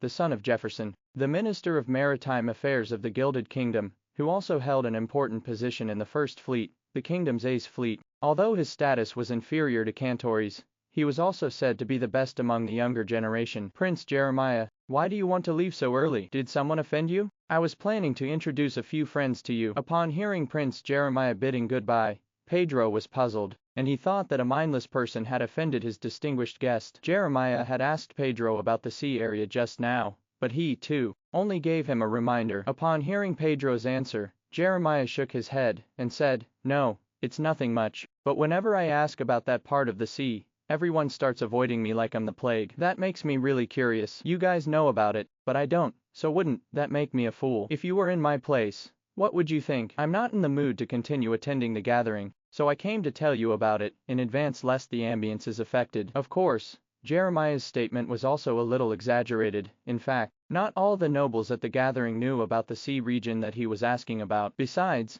even if they knew about it, it didn't mean that they were obliged to answer. Jeremiah was more or less being unreasonable. However, after hearing Jeremiah's explanation, Pedro didn't think much about it, and he looked a little embarrassed. After hesitating for a long time, he said, "Prince Jeremiah, since you want to know, let's go over. However, before telling you about it, I have to give you a kind reminder. I hope that you will stop being curious after this." Haha, what a joke. I just don't want to be here. I'm the only one who's being kept in the dark. Even if there's some amazing treasure in that sea, I'd need a boat to go over. Seeing that Pedro was finally planning to tell him the answer, Jeremiah's mood seemed to have gotten better too. He joked while walking towards a corner in the hall. Besides, Jeremiah was telling the truth too. Given the Leaden Kingdom's standards in sailing, it was already quite a difficult task for them to go to the Gilded Kingdom to attend the celebration without any problems. What more to explore the sea? The two of them went to a somewhat quiet place, where Pedro took a sip of red wine, and frowned a little before saying in a deep voice, "Shocking treasure. Prince Jeremiah, I have to say that your imagination is too rich. Unfortunately, there are no treasures there. The reason that they are reluctant to mention that sea area is not that they're trying to hide anything from you, but because that area is really unknown for us." Unknown. That indeed exceeded Jeremiah's expectation. He had originally thought that if it was not the core secret of the Gilded Kingdom, it should be a place that could bring about great benefits for the kingdom, or perhaps a gathering place of some terrifying marine magical beasts. However, the people of the Gilded Kingdom actually called it the land of the unknown. Apart from the great dangers that were lurking there, it also meant that it was a place full of unknowns. Otherwise, they wouldn't have to give him a vague description. They could instead just state clearly what kind of dangers and marine magical beasts there were. "Yes, Prince Jeremiah, are you still interested in listening?" Pedro swirled the red wine in his glass, and looked at Jeremiah smilingly. Honestly, Jeremiah would really have lost interest in listening in normal circumstances, because there was a large bunch of unknown lands in Anral. However, although Jeremiah lost interest in the so-called unknown land, he was very interested in the nautical map of the Gilded Kingdom that Lin Li had. Hence, even if he wasn't very interested, he still wanted to get a clear idea of it. "Of course, I have nothing else to do anyway. Just tell me what's going on with this unknown land," said Jeremiah as he sat down on the chair next to him, looking like he was all ears. It was as if he was planning to continue listening. Seeing that Jeremiah was insistent on listening further, Pedro shrugged his shoulders helplessly, and sat down on the chair opposite him. He then placed the glass on the table, and said, "Actually, don't blame them for refusing to tell you about it, because they only know that it's a land of unknowns and are unsure of the details. I heard it from my father too. Otherwise, I wouldn't have been able to tell you much. Strictly speaking, the unknown land does not refer to that sea, but to an island in that sea. An island. Jeremiah could remember very clearly that the sea area was extremely large as annotated on the mountain. The large sea area became a forbidden land because of an island. It seemed that it was not a false claim. Yes, it's an island that has been cursed, and it used to be the territory of the Gilded Kingdom too. Although it isn't as vast as Four Seasons Island, it is also one of the largest islands owned by the kingdom. Due to its location in the north, the island's environment is relatively harsh, and it was used as a place of exile for the kingdom's convicts in the beginning. Pedro was rather slow in his speech, and it seemed as if he was trying to recall the relevant information along the way. Perhaps because it had been a long time since anyone mentioned that island. Although the Gilded Kingdom was almost the only place with pure land in Anral, especially during the Dark Age, the Gilded Kingdom was also composed of human beings, who were inherently full of desires. Naturally, there would be violators of laws. Hence, it wasn't surprising that the Gilded Kingdom would have such a place. Jeremiah did not say anything else, and simply continued listening to Pedro's account quietly. Of course, he was no longer thinking about treasures, and he merely wanted to remember every single word that Pedro said so that he could report to Lin Li. Pedro didn't intend to tell Jeremiah a long story, either. After a brief introduction of the island, he soon got to the main topic. Those sinners mined minerals for the kingdom on the island in order to atone for their sins. But it is said that some sinners discovered some magical items that contained powerful mana by chance just a few thousand years ago, probably during the so-called Dark Age of Anral. The news soon spread in the kingdom, but no one took it seriously at first, as they all thought that the sinners were just getting up to some tricks. However, some adventurers from our kingdom, and other places like Anral or the depths of the sea swarmed towards the island. Although Jeremiah was listening attentively, he actually felt extremely bored. However, when he heard Pedro say that they had found some powerful magical items on the island, he immediately perked up again, and hurriedly asked, "Really? Are there some ancient ruins or relics there?" Fortunately, Jeremiah had been pretending to be attentive at first, and his sudden excitement did not arouse Pedro's suspicion. Pedro took a sip of wine slowly before continuing. Those people believed that there were Titan relics on that island, and were very likely to have come from the prehistoric times. Hence, that desolate island suddenly became Levellier, and countless ships headed in the direction of that island in that period of time. What about the Gilded Kingdom? Did you just let them go to that island to explore? Jeremiah was a little anxious for the Gilded Kingdom, and naturally couldn't be bothered to care about how the ominous land became cursed. Do you think those people were able to get anything on the island? Pedro smiled, seemingly finding their fervor ridiculous. No, they couldn't get anything. And ever since that news was released, everyone who went on the island ended up dying regardless of the size of their groups and their strength. Well, ancient ruins are not just for anyone to explore. Back then, I personally went to explore the Sky Castle of the Immortal King, and I really had a close shave with death. Jeremiah was the most proud of his own experience of exploring the Sky Castle. Although he played an unimportant role during the exploration, he made it to the end, after all, and even completed the task to bring the High Elven Queen's crown back. However, Jeremiah's bragging made Pedro immediately look interested as he said, "It turns out you've taken part in the exploration of the Sky Castle. I know that the Immortal King's Sky Castle is said to be the most powerful of the 7 Sky Castles of the High Elves. Why don't you tell me about your experience of exploring the Sky Castle?" Although Jeremiah was eager to show off, he knew what was more important to him, so he waved his hand and said, "Don't change the topic. I'll tell you about this later. You'd better continue talking about that ominous land." "All right." Pedro nodded helplessly, and drank the rest of the wine in his glass before continuing.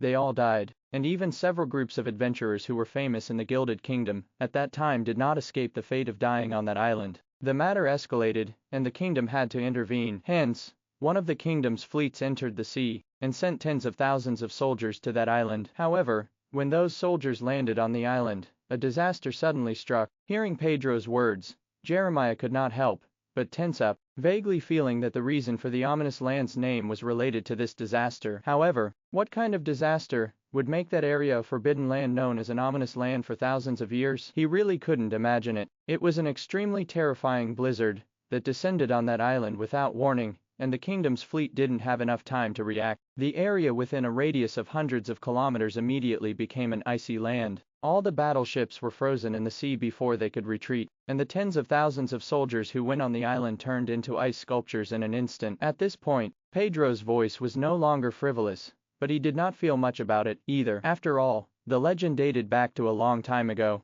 Just a blizzard. Jeremiah did not expect the disaster Pedro was talking about to be a blizzard. A natural disaster like a blizzard might be very terrifying for ordinary people, but legendary powerhouses would be able to overcome it. However, Jeremiah thought about what Pedro just said, and he soon realized what the problem was. The ones who went on the island belonged to the first fleet of the Gilded Kingdom, and given the Gilded Kingdom's power, their fleet definitely had plenty of legendary powerhouses. If even the legendary powerhouses were instantly frozen, a blizzard would indeed be considered a terrifying disaster. Indeed, after hearing Jeremiah's question, Pedro didn't lose his temper, but he looked at him with contempt as if to say, "What do you know?" He continued, "The Gilded Kingdom managed to remain independent in the endless ocean in the Dark Age. Apart from the balance between the High Elves and the Sea Race, the kingdom's strength was also very important. Without it, it would have been destroyed by the Sea Race, or the High Elves. The naval troops that went to the island could be considered the kingdom's ace fleet, and consisted of nearly 100 legendary powerhouses. Even the weakest one had strength above level 15. There wasn't a lack of legendary powerhouses among the commanders, either. Their strength was far from what the other fleets could compare to. There were so many powerhouses. Did no one escape? Jeremiah did not believe Pedro entirely. After all, Pedro's information was from thousands of years ago, and could be considered a myth or a legend. However, I'm certain that there are legendary powerhouses in the fleet. Yes, Pedro nodded, and seemed to find it incredible. He frowned, and said, none of the many powerhouses managed to survive that disaster which caused the fleet to lose contact with the kingdom. When the kingdom sent people to check again, they saw a hellish scene. All the battleships were frozen, and the soldiers with various expressions on their faces were standing frozen on the decks. After learning of the situation, the kingdom immediately began to research on some rescue measures. But when the rescue fleet entered that sea again, they found that everything had disappeared without a trace. Even the island covered with ice had vanished. Ah, so everything was gone? Jeremiah asked, feeling a little amused at this point. It sounded so dire. But in the end, there was nothing left, and all evidence had disappeared. Could the cursed island not be real? Pedro could tell that Jeremiah was filled with some suspicion. In fact, even many of the Gilded Kingdom doubted the authenticity of this legend. However, Pedro became his father's assistant, and began to handle the maritime affairs of the kingdom. That was the only reason he could know more about things that others didn't. Hence, he said to Jeremiah, in fact, the kingdom also obtained plenty of information afterwards. Some sea merchants and fishermen reported that the cursed island was once seen in that sea. However, according to what they said, the kingdom would miss it whenever they sent someone to check. Hence, in the end, the kingdom had to designate the sea as a restricted area, and even remove the island from the map. Hearing the myths and legends, Jeremiah could not distinguish the truth, but it fortunately had nothing much to do with him. He just had to bear them in mind and relay them to Lin Li, so as to obtain the precious sea maps. After chatting with Pedro for a while, Jeremiah could not sit still any longer, as he was afraid that he would forget what he had just memorized. Hence, he once again asked Pedro to leave. At this moment, it happened to be the end of the gathering too, so Pedro did not make him stay any longer. However, when sending Jeremiah away, Pedro gave him a few more reminders, and told him not to have the slightest curiosity about the ominous land again. Although it was already close to midnight by the time he left the gathering, Jeremiah nonetheless rushed to the embassy of the Tower of Dusk. He was being so sneaky that he was almost mistaken as a thief. After getting the report from his men, Lin Li paused his meditation, and got someone to bring Jeremiah to a room. He actually did not expect Jeremiah to be that efficient in handling that matter. There were actually results by midnight even though he had only put him to the task in the afternoon. It seems this kid is not useless. After seeing Lin Li, Jeremiah immediately relayed the information that he had found out with great excitement. He almost repeated everything Pedro said wholesale. Of course, he also gave himself lots of credit during the process, and praised his ingenuity for being able to find out the information. After listening to Jeremiah's relay, Lin Li could not help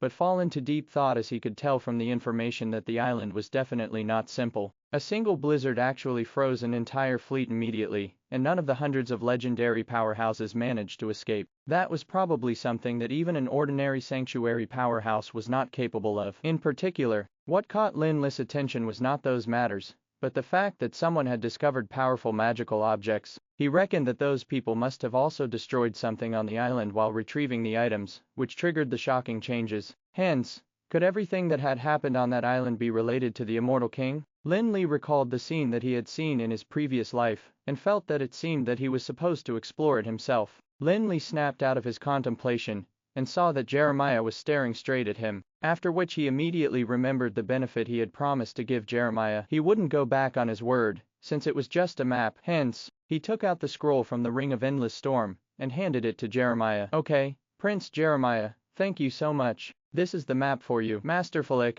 you're being too polite. It's my honor to be able to help you. There's no need to thank me. I shall accept this map, then, Jeremiah said with glistening eyes, when he saw the map in Lin Li's hands. Although he was speaking politely, he was quick to take the scroll. Of course, for Jeremiah, the gains far exceeded just a map. More importantly, he also managed to become friends with Lin Li, the young sanctuary powerhouse. When he returned from the Sky Castle, he got scolded by the king of the Leaden Kingdom for offending Lin Li. Besides, he had not only obtained a precious map this time, he even managed to get closer to Lin Li. He reckoned that he would be awarded great credit after he returned this time. After getting the maps, Jeremiah enthusiastically asked if there was anything else he could help Lin Li with. Only after hearing Lin Li say no did he leave the embassy of the Tower of Dusk reluctantly. When Jeremiah left, Lin Li thought about it for a while before waving his hand to open up a spatial rift and stepping into it. He shuttled through the spatial rift, and had already returned to the star, which was docked in Helenaport. Afterwards, he sent his subordinates again to get Blackbeard Julio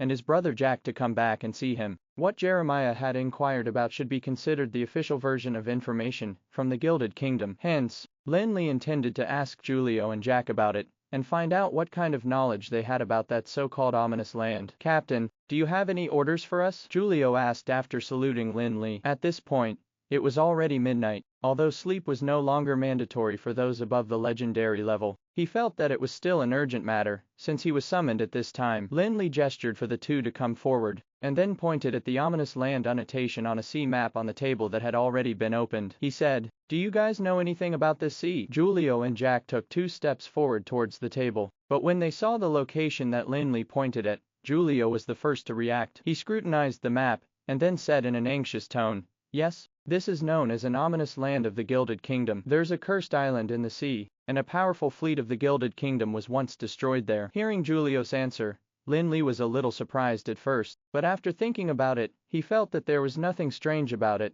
Julio was an experienced pirate who had been active on the endless ocean for many years, and even belonged to a family of pirates who had a rich heritage of more than 1,000 years. Hence, they naturally had plenty of information that ordinary people in the Gilded Kingdom did not. "So, what else do you know about this ominous land?" Lin Li asked. "Actually, this area of the sea is precisely the reason we managed to escape from the blockade of the Gilded Kingdom's navy." While Julio was saying that, his expression became unnatural, perhaps because he was feeling a bit scared about the choice he had made back then. However, under such circumstances, they would have definitely died if they had fallen into the hands of the navy of the Gilded Kingdom. When they had barged into the cursed sea, they at least had a chance of survival. "Have you been to this sea before?" Lin Li asked. Julio's answer had instantly aroused his interest. After all, what Jeremiah had found out was information from thousands of years ago, while Julio had been to that sea before. Hence, he probably knew some different information. "Yes," Julio said with a nod, and looked at his brother Jack,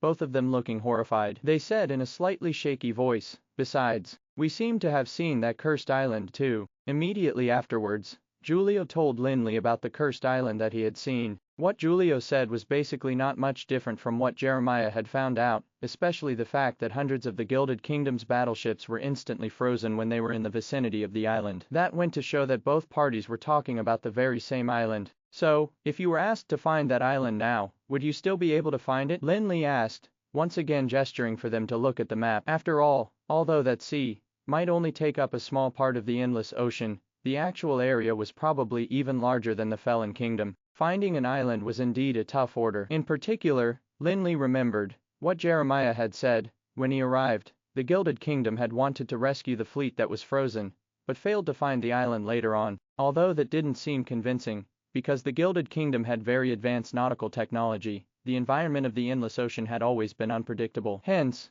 it wasn't strange for the sea to have been affected by something, triggering changes that would make someone get lost. Julio hesitated for a while, but he nonetheless went forward to look carefully at the map while recalling how they had escaped, and passed by the island while calculating the distance in accordance with the speed of the ship. After all, there wasn't a proper route near that sea, and Julio couldn't pinpoint the exact location of the island at the time. Hence, he could only make deductions based on the various circumstances. Hence, after nearly 2 hours of calculations, Julio finally managed to pinpoint a location in the sea. If I calculated correctly, the island should be near this area. There might be some error, but it should not exceed this range, he said while circling out an area. However, when Lin Li saw the location pointed out by Julio, he seemed rather doubtful and apprehensive because the location pointed out by Julio was thousands of nautical miles away from the location identified by the Gilded Kingdom, which Jeremiah had found out. Logically speaking, the Gilded Kingdom should not have been unaware of where its fleet was buried. However,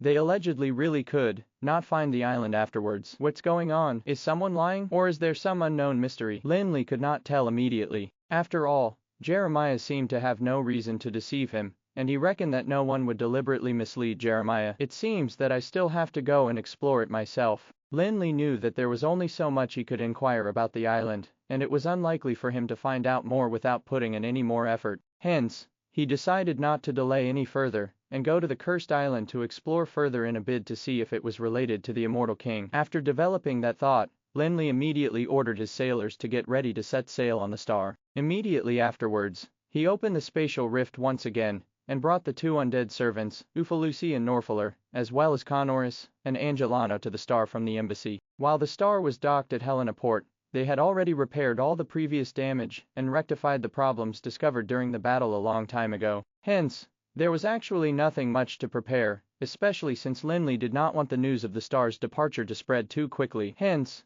there was no need for them to disembark and replenish their food and water. Julio soon arrived at the pilot house and reported to Lin Li that the star was ready to set sail. He had already guessed where the star was going. After all, he had just been asked about that sea. If he had just stepped on the star, he would have definitely chosen to leave the ship immediately lest he died along with the destruction of the ship. However, after seeing the battle between Lin Li and High Priest Power, Julio knew that the young sanctuary powerhouse of the Tower of Dusk was just as powerful as High Priest Power. He felt that there would be nothing to worry about when going to the cursed island with such a powerful person. In the dark, the star slowly left Helena Port. The process was silent due to the use of an alchemical power system. It was not until the dawn of the next day that the people at the port discovered that the massive battleship had disappeared from the port overnight without making a single sound. Lin Li was no longer concerned about what reaction he would spark among the people in the Gilded Kingdom. At this moment, Lin Li was standing on the deck of the star with Conoris and the others as they sailed to the north of Four Seasons Island. Almost at the same time, several large battleships with pirate flags were sailing quickly against the wind on an abandoned route that was far away from the star.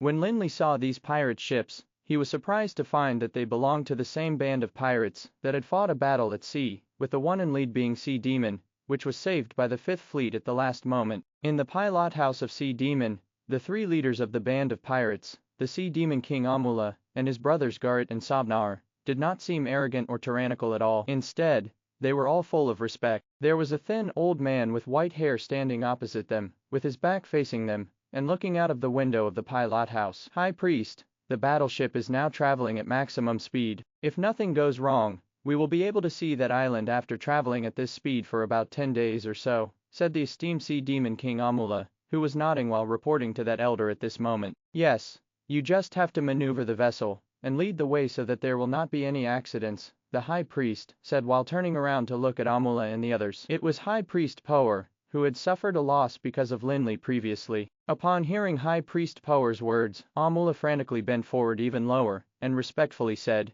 "Yes, High Priest, with you three godlike sanctuary powerhouses, I believe that even if we encountered a nine-headed sea dragon, it still wouldn't hamper us." It turned out that there were two other figures apart from High Priest Power sitting in the seats that originally belonged to Amula and the others in the pilot house. The one in the leader's seat was the black-robed man, who had sent the signal to summon the Fifth Fleet. At this moment, he was still wearing a hood with his face covered, just as before. Hence, no one could see his current appearance. The one seated in the second seat was the white-haired old man, who was none other than Elder Zoomer of the Illuminati. When Amula reported to High Priest Power, Elder Zoomer frowned slightly, but he did not say anything to intervene. He simply glanced at High Priest Power from time to time, seemingly hesitating to speak. Seeing that the other two were not intending to speak, High Priest said to Amula and the other two, "Just work on your duties carefully. If you complete this successfully, I will pardon you, on behalf of the kingdom. The three of you and your subordinates will also be given a lawful status. You guys are aware that the Fifth Fleet is now being rebuilt,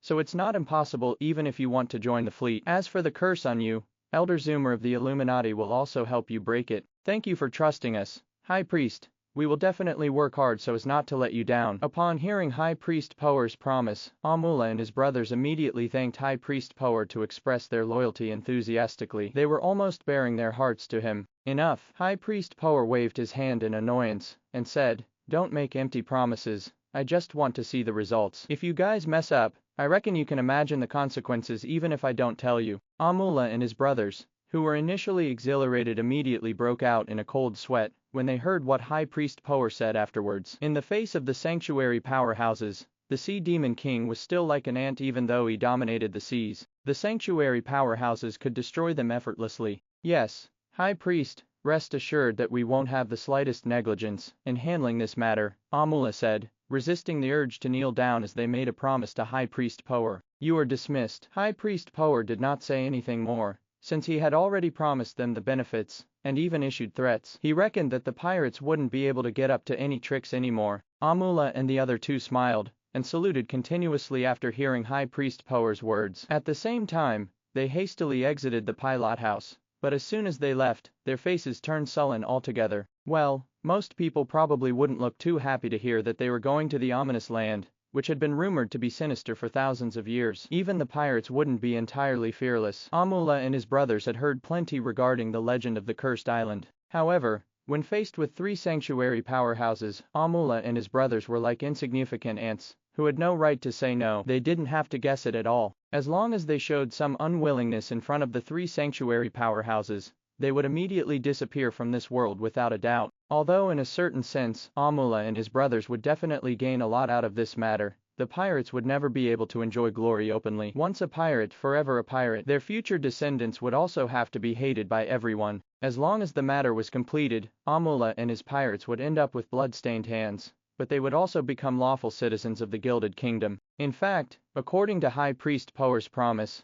they would also be allowed to join the kingdom's navy, which was more glorious than being a pirate. However, the benefits always went hand in hand with the risks. In order to gain more, one would have to take a corresponding amount of risk. They had already learned of that truth when they first started being pirates. They didn't think that High Priest Power would go back on his word, but they were really unsure if they could bear the risk. Although the three sanctuary powerhouses were presiding over matters here, Amula and the others weren't fools either. They didn't think that the three sanctuary powerhouses would really protect the malicious pirates if they really encountered great danger. They might even be used as cannon fodder against the enemies. After racking his brains, Amula still couldn't come up with a good solution. After all, he was facing unparalleled sanctuary powerhouses, and under such circumstances, there was nothing they could do except resign to fate. Perhaps they could only pray that the three sanctuary powerhouses would not kick them to the curb when they outlived their usefulness. While Amula and his brothers were feeling conflicted over the mission, High Priest Power was smiling and discussing with Elder Zoomer the details of the mission in the pilot house of Sea Demon. From the expression of High Priest Power, it seemed that he was already certain that he would complete this mission successfully. However, unlike High Priest Power, Elder Zoomer looked extremely worried, seemingly not too optimistic about this mission. After High Priest Power's excited speech, Elder Zoomer shook his head and said in a low voice, "Power, I don't think you should be that optimistic. That island has once destroyed our kingdom's fleet, after all, which is something that neither you nor I can do. No matter what exactly was on the island, I have a feeling that this mission will definitely not be easy." Haha, Zoomer, you're being too conscientious. Since the three of us joined forces, there's nowhere in Anral we can't go. Rest assured, if there had really been something that we can't contend with on that island, the Gilded Kingdom would have long been destroyed by it. High Priest Power obviously did not take Zoomer's words to heart. Instead, he persuaded Zoomer to stop worrying. He continued, "Besides, His Majesty Bradler was the one who put us to this mission. We're not just doing it for ourselves, but also for the future of the kingdom. Even if we really encounter any dangers, so what?" In fact, High Priest Power's words did make some sense. In this world, sanctuary powerhouses were already existences who stood at the peak of the world. Now that the three sanctuary powerhouses had joined forces, they would have the power to fight even in the face of the gods. There was barely anything in this world that could threaten them. Seeing that High Priest Power had even mentioned the king and the future of the Gilded Kingdom, Elder Zoomer couldn't refute and had no choice but to sigh helplessly. "Okay, put this matter aside for now. I hope that everything will go as well as you wish. However, Power, can you forego the grudge that you bear against President Fulik? There are really no benefits to that. During the battle on Cage Island back then, the strength that Lin Li in the Tower of Dusk displayed had left a deep impression on Elder Zoomer. The power of the Sky Castle, which descended through space to the battlefield, could actually cause severe damage to the ancient dragon's corpse. If it descended to the Gilded Kingdom, it would probably really cause a huge mess there. However, Elder Zoomer was not scrupulous about the powerful Sky Castle, but Lin Li, whose strength seemed to be similar to his. Although Elder Zoomer had come to the conclusion that Lin Li's strength could be compared to his after observing Lin Li during the battle on Cage Island, he somehow had a vague feeling that he would be the one losing if he fought with Lin Li. Hence, on the account of their long-time friendship, Elder Zoomer still wanted to remind High Priest Power not to end up losing an out because of a moment of spite. However, in the face of Elder Zoomer's persuasion, High Priest Power seemed somewhat unimpressed. Although he had suffered a huge loss, for no reason when they fought at Helenaport previously, and knew that he was probably no match for Lin Li, not everything could be determined by strength, and even if Lin Li was stronger than him, he wouldn't necessarily be helpless when facing him. Zoomer, stay out of the matter between me and Flick. He has himself to blame for being too arrogant. He actually destroyed the entire Fifth Fleet over a trivial matter, and made my son take all the blame. I will never forgive him for such a thing. High Priest Power answered resolutely in the face of his old friend's persuasion. He didn't hide his hatred for Lin Li. In High Priest Power's opinion, he ought to be the one to teach his son a lesson even if the latter was truly incompetent. Outsiders would be insulting him if they tried to teach his son a lesson. If he couldn't even protect his son as a sanctuary powerhouse, he would be embarrassed. Hearing his words, Elder Zoomer frowned. On one hand, he did not want to see his old friend suffer, and on the other hand, he did not want this matter to affect the Gilded Kingdom and the Illuminatus plans for expansion in the Breezy Plains. After all, it wasn't the time for the Gilded Kingdom to go to war with the Breezy Plains now. Currently, what they needed was peace, but the Gilded Kingdom definitely needed it more than the Breezy Plains, especially since they hadn't retrieved the legacy on Cage Island yet. If they went to war prior to this, they would definitely encounter a huge resistance if they wanted to take the legacy of Cage Island in the future. Power, the Tower of Dusk has an extraordinary status in the Breezy Plains, and almost all the forces of the Breezy Plains are now subservient to the Tower of Dusk. The issue between you and President Flick is not just between the two of you. It also concerns the future development plans of the Gilded Kingdom and the Breezy Plains. Elder Zoomer decided to raise the interests of the kingdom in hopes that High Priest Power would put aside the grudge for the time being and consider the kingdom's interests. However, High Priest Power obviously had his own opinion on this matter, and he unconcernedly said, Zoomer, your worries are completely uncalled for. Are those forces of the Breezy Plains really willing to submit to the Tower of Dusk? The reason that they did is only because no one else can go against Flick. If Flick died, those forces would definitely flock to the Gilded Kingdom immediately. Upon hearing his words, Elder Zoomer couldn't help but smile bitterly. If Flick could be killed easily, there would be no need to make things so complicated. Everything would be much simpler. They could just send the Gilded Kingdom's troops and make the entire Breezy Plains a territory of the Gilded Kingdom. However, as you know, Flick's identity is beyond just the president of the Tower of Dusk. He's now also the fourth arbitrator of the Supreme Council. Have you never thought that the three arbitrators of the Supreme Council would definitely hold it against us if anything happened to Flick? Seeing how stubborn Power was, Elder Zoomer got a little anxious. Although the Gilded Kingdom was a maritime kingdom and belonged to a world that was almost independent of the mainland of Anral, it didn't mean that they knew nothing about Anral. In particular, the Supreme Council was beyond just a powerful force on the mainland, and even to the Gilded Kingdom, it was still a massive authority that was above all factions. If something happened to the fourth arbitrator of the Supreme Council, the consequences would be far greater than just a war breaking out between the Gilded Kingdom and the Breezy Plains. There would also be a war between the Illuminati and the Supreme Council. Given the superiority of the Supreme Council and the Illuminati, a war between them would definitely leave a massive impact on the entire world, which would perhaps be as great as that of the war at the end of the Dark Age. However, after Elder Zoomer mentioned the Supreme Council too, High Priest Power remained silent with a smile. He didn't oppose, nor did he express the slightest agreement with Elder Zoomer's words. High Priest Power's reaction made Elder Zoomer shiver uncontrollably, as he had a vague feeling that there seemed to be some sinister intentions behind the smile of his old friend. Seeing how indifferent and unresponsive High Priest Power was towards his active persuasion, Elder Zoomer had no choice but to shake his head helplessly and sigh. Besides, due to the conversation between the two of them, the ambience in the pilot house became a little somber. Elder Zoomer stood up and turned to face the mysterious man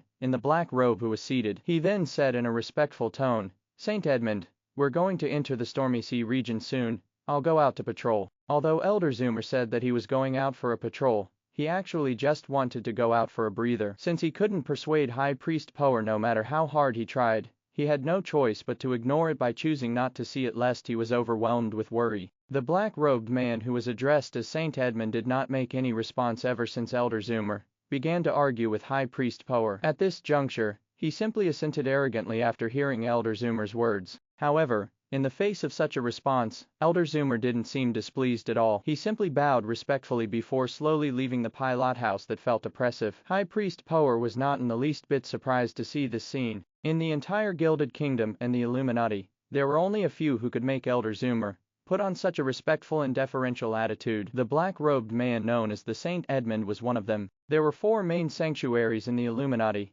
namely the War Sanctuary, Life Sanctuary, Guardian Sanctuary, and the Chaos Sanctuary, each of which had different responsibilities. The War Sanctuary fought on behalf of the Illuminati, and its existence was the reason that the Gilded Kingdom could survive in the Endless Ocean, where the High Elves and Sea Clan were present. The duties of the Life Sanctuary was to treat those who were ill and rescue lives. At the same time, they also had to spread the doctrine, just like the priests of the Brilliant Shrine. Using some healing theurgy, they healed and alleviated the illnesses of people, while turning them into their fellow devotees. The Guardian Sanctuary was similar to the Court of Heresy of the Brilliant Shrine, and was in charge of maintaining the prestige and authority of the Illuminati by sanctioning the heretics who defiled the Illuminati externally. They also monitored the internal sector of the Illuminati. The Guardian Sanctuary could be considered the one with the highest authority among the Illuminati, with the members of the other 3 sanctuaries within its scope of supervision. Among the 4 main sanctuaries, the one that carried the most responsibilities was the Chaos Sanctuary. The operation of a large force required plenty of processes and matters to be done, which was far beyond what the 3 major sanctuaries could fulfill. The most basic and mandatory requirements would be money, and all sorts of resources that were needed for sustenance. Even a top force like the Illuminati required basic necessities. One of the functions of the Chaos Sanctuary was to obtain various resources for the Illuminati to maintain a healthy operation. Besides, the Chaos Sanctuary was also in charge of research on potions, inscription, and alchemy, and recruiting talents in all fields for the Illuminati. However, this was only one part of the many functions of the Chaos Sanctuary, and some of the other duties were not made known to the public, such as doing some sordid things for the Illuminati. After all, a great force would still have to send some underlings to do the dirty deeds. The leaders of the 4 sanctuaries were revered as saints, whose status in the Illuminati was second only to the popes. At this moment, the black-robed man who seemed mysterious and was seated in the pilot house of the sea demons was Saint Edmund, the leader of the Chaos Sanctuary. Saint Edmund was a senior member of the Illuminati, who had reached the Sanctuary Realm during the Dark Age. Using the entry to the Sanctuary Realm as a standard, Edmund was probably superior to Apophis and the 3 arbitrators of the Supreme Council. The time of entry to the Sanctuary Realm could not necessarily be used as a measure of the strength of the Sanctuary powerhouses. Otherwise, the Illuminati would have probably already developed to the point of expanding in Anral. However, as he was one of the 4 saints of the Illuminati, Edmund's strength was naturally not to be underestimated. Even if he hadn't reached the peak of the Sanctuary Realm, he probably wasn't far off. Although High Priest Power belonged to the Gilded Kingdom and did not have any affiliation to the Illuminati, he could not help but be cautious in the face of Saint Edmund. When he was arguing with Elder Zoomer just now, he was afraid that Edmund would interject. If Edmund told him to forego the matter, he really wouldn't dare to say anything. However, Edmund did not make any comments on this matter until Elder Zoomer left the pilot house. Thus, High Priest Power heaved a sigh of relief. Elder Zoomer, who had left the pilot house, was now standing alone on the deck of the ship, looking around the boundless and vast sea. Deep down, he was still feeling vexed. Even though High Priest Power seemed confident in front of Zoomer, the latter did not think highly of this old friend. However, Elder Zoomer knew that it would be pointless to dwell on this matter, as the most important thing that he had to do now was to complete the task of exploring the ominous island. However, he would never have imagined at this time that the young man he was wary of was headed for the same goal as him thousands of nautical miles away. The star was traveling at a speed that was disproportionate to its massive size, crashing through the waves and sailing towards the depths of the ocean. In the pilot house of the star, Lin Li was frowning while looking at the massive map hanging on the wall. The pirates who had dominated the seas, Julio and Jack, were now standing behind him, with some anxiousness while staring at the nautical map. There were now a few new annotations on the spot on the map where the ominous land was. In fact, the star had already completely deviated from the predetermined course, and if the star's trajectory was marked on the map, it would become a large circle around that area of the sea. Initially, the goal of the star was very clear, and that was to follow the course to the destination mapped out by Giulio. However,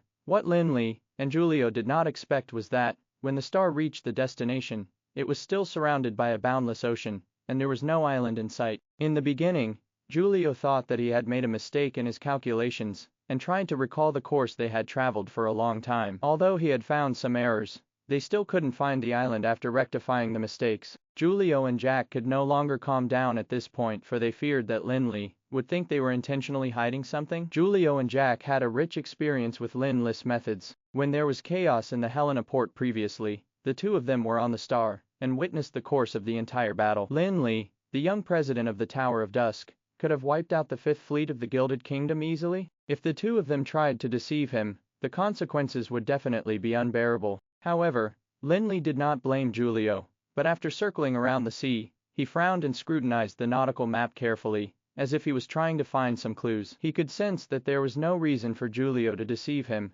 and his previous projections were not too far off. In addition to the location that Giulio mentioned, Lin Li also drove the star to the legendary island in the Gilded Kingdom, where it was located. However, his efforts were proven futile. Since they still couldn't find a trace of the island according to those rules, the problem probably lay with the island. The island couldn't have run away on its own. Although, logically speaking, the idea seemed to be a bit absurd, Lin Li had no choice but to start considering that issue seriously. There was no reason for such a large island to suddenly go missing, and even if there were deviations in the legends that had been passed on for thousands of years, Giulio, who had traversed the seas for years, couldn't have remembered wrongly. Besides, in addition to these two clues, Lin Li actually searched for the place where the island should appear in the other world according to his memories, only to realize that there was still nothing. Looking at the nautical map carefully, Lin Li suddenly remembered that, when he was chasing after the Immortal King in that world, he saw that the Immortal King had chosen 7 small islands to build the tower with the void spirit Mageth. Following the information in his memory,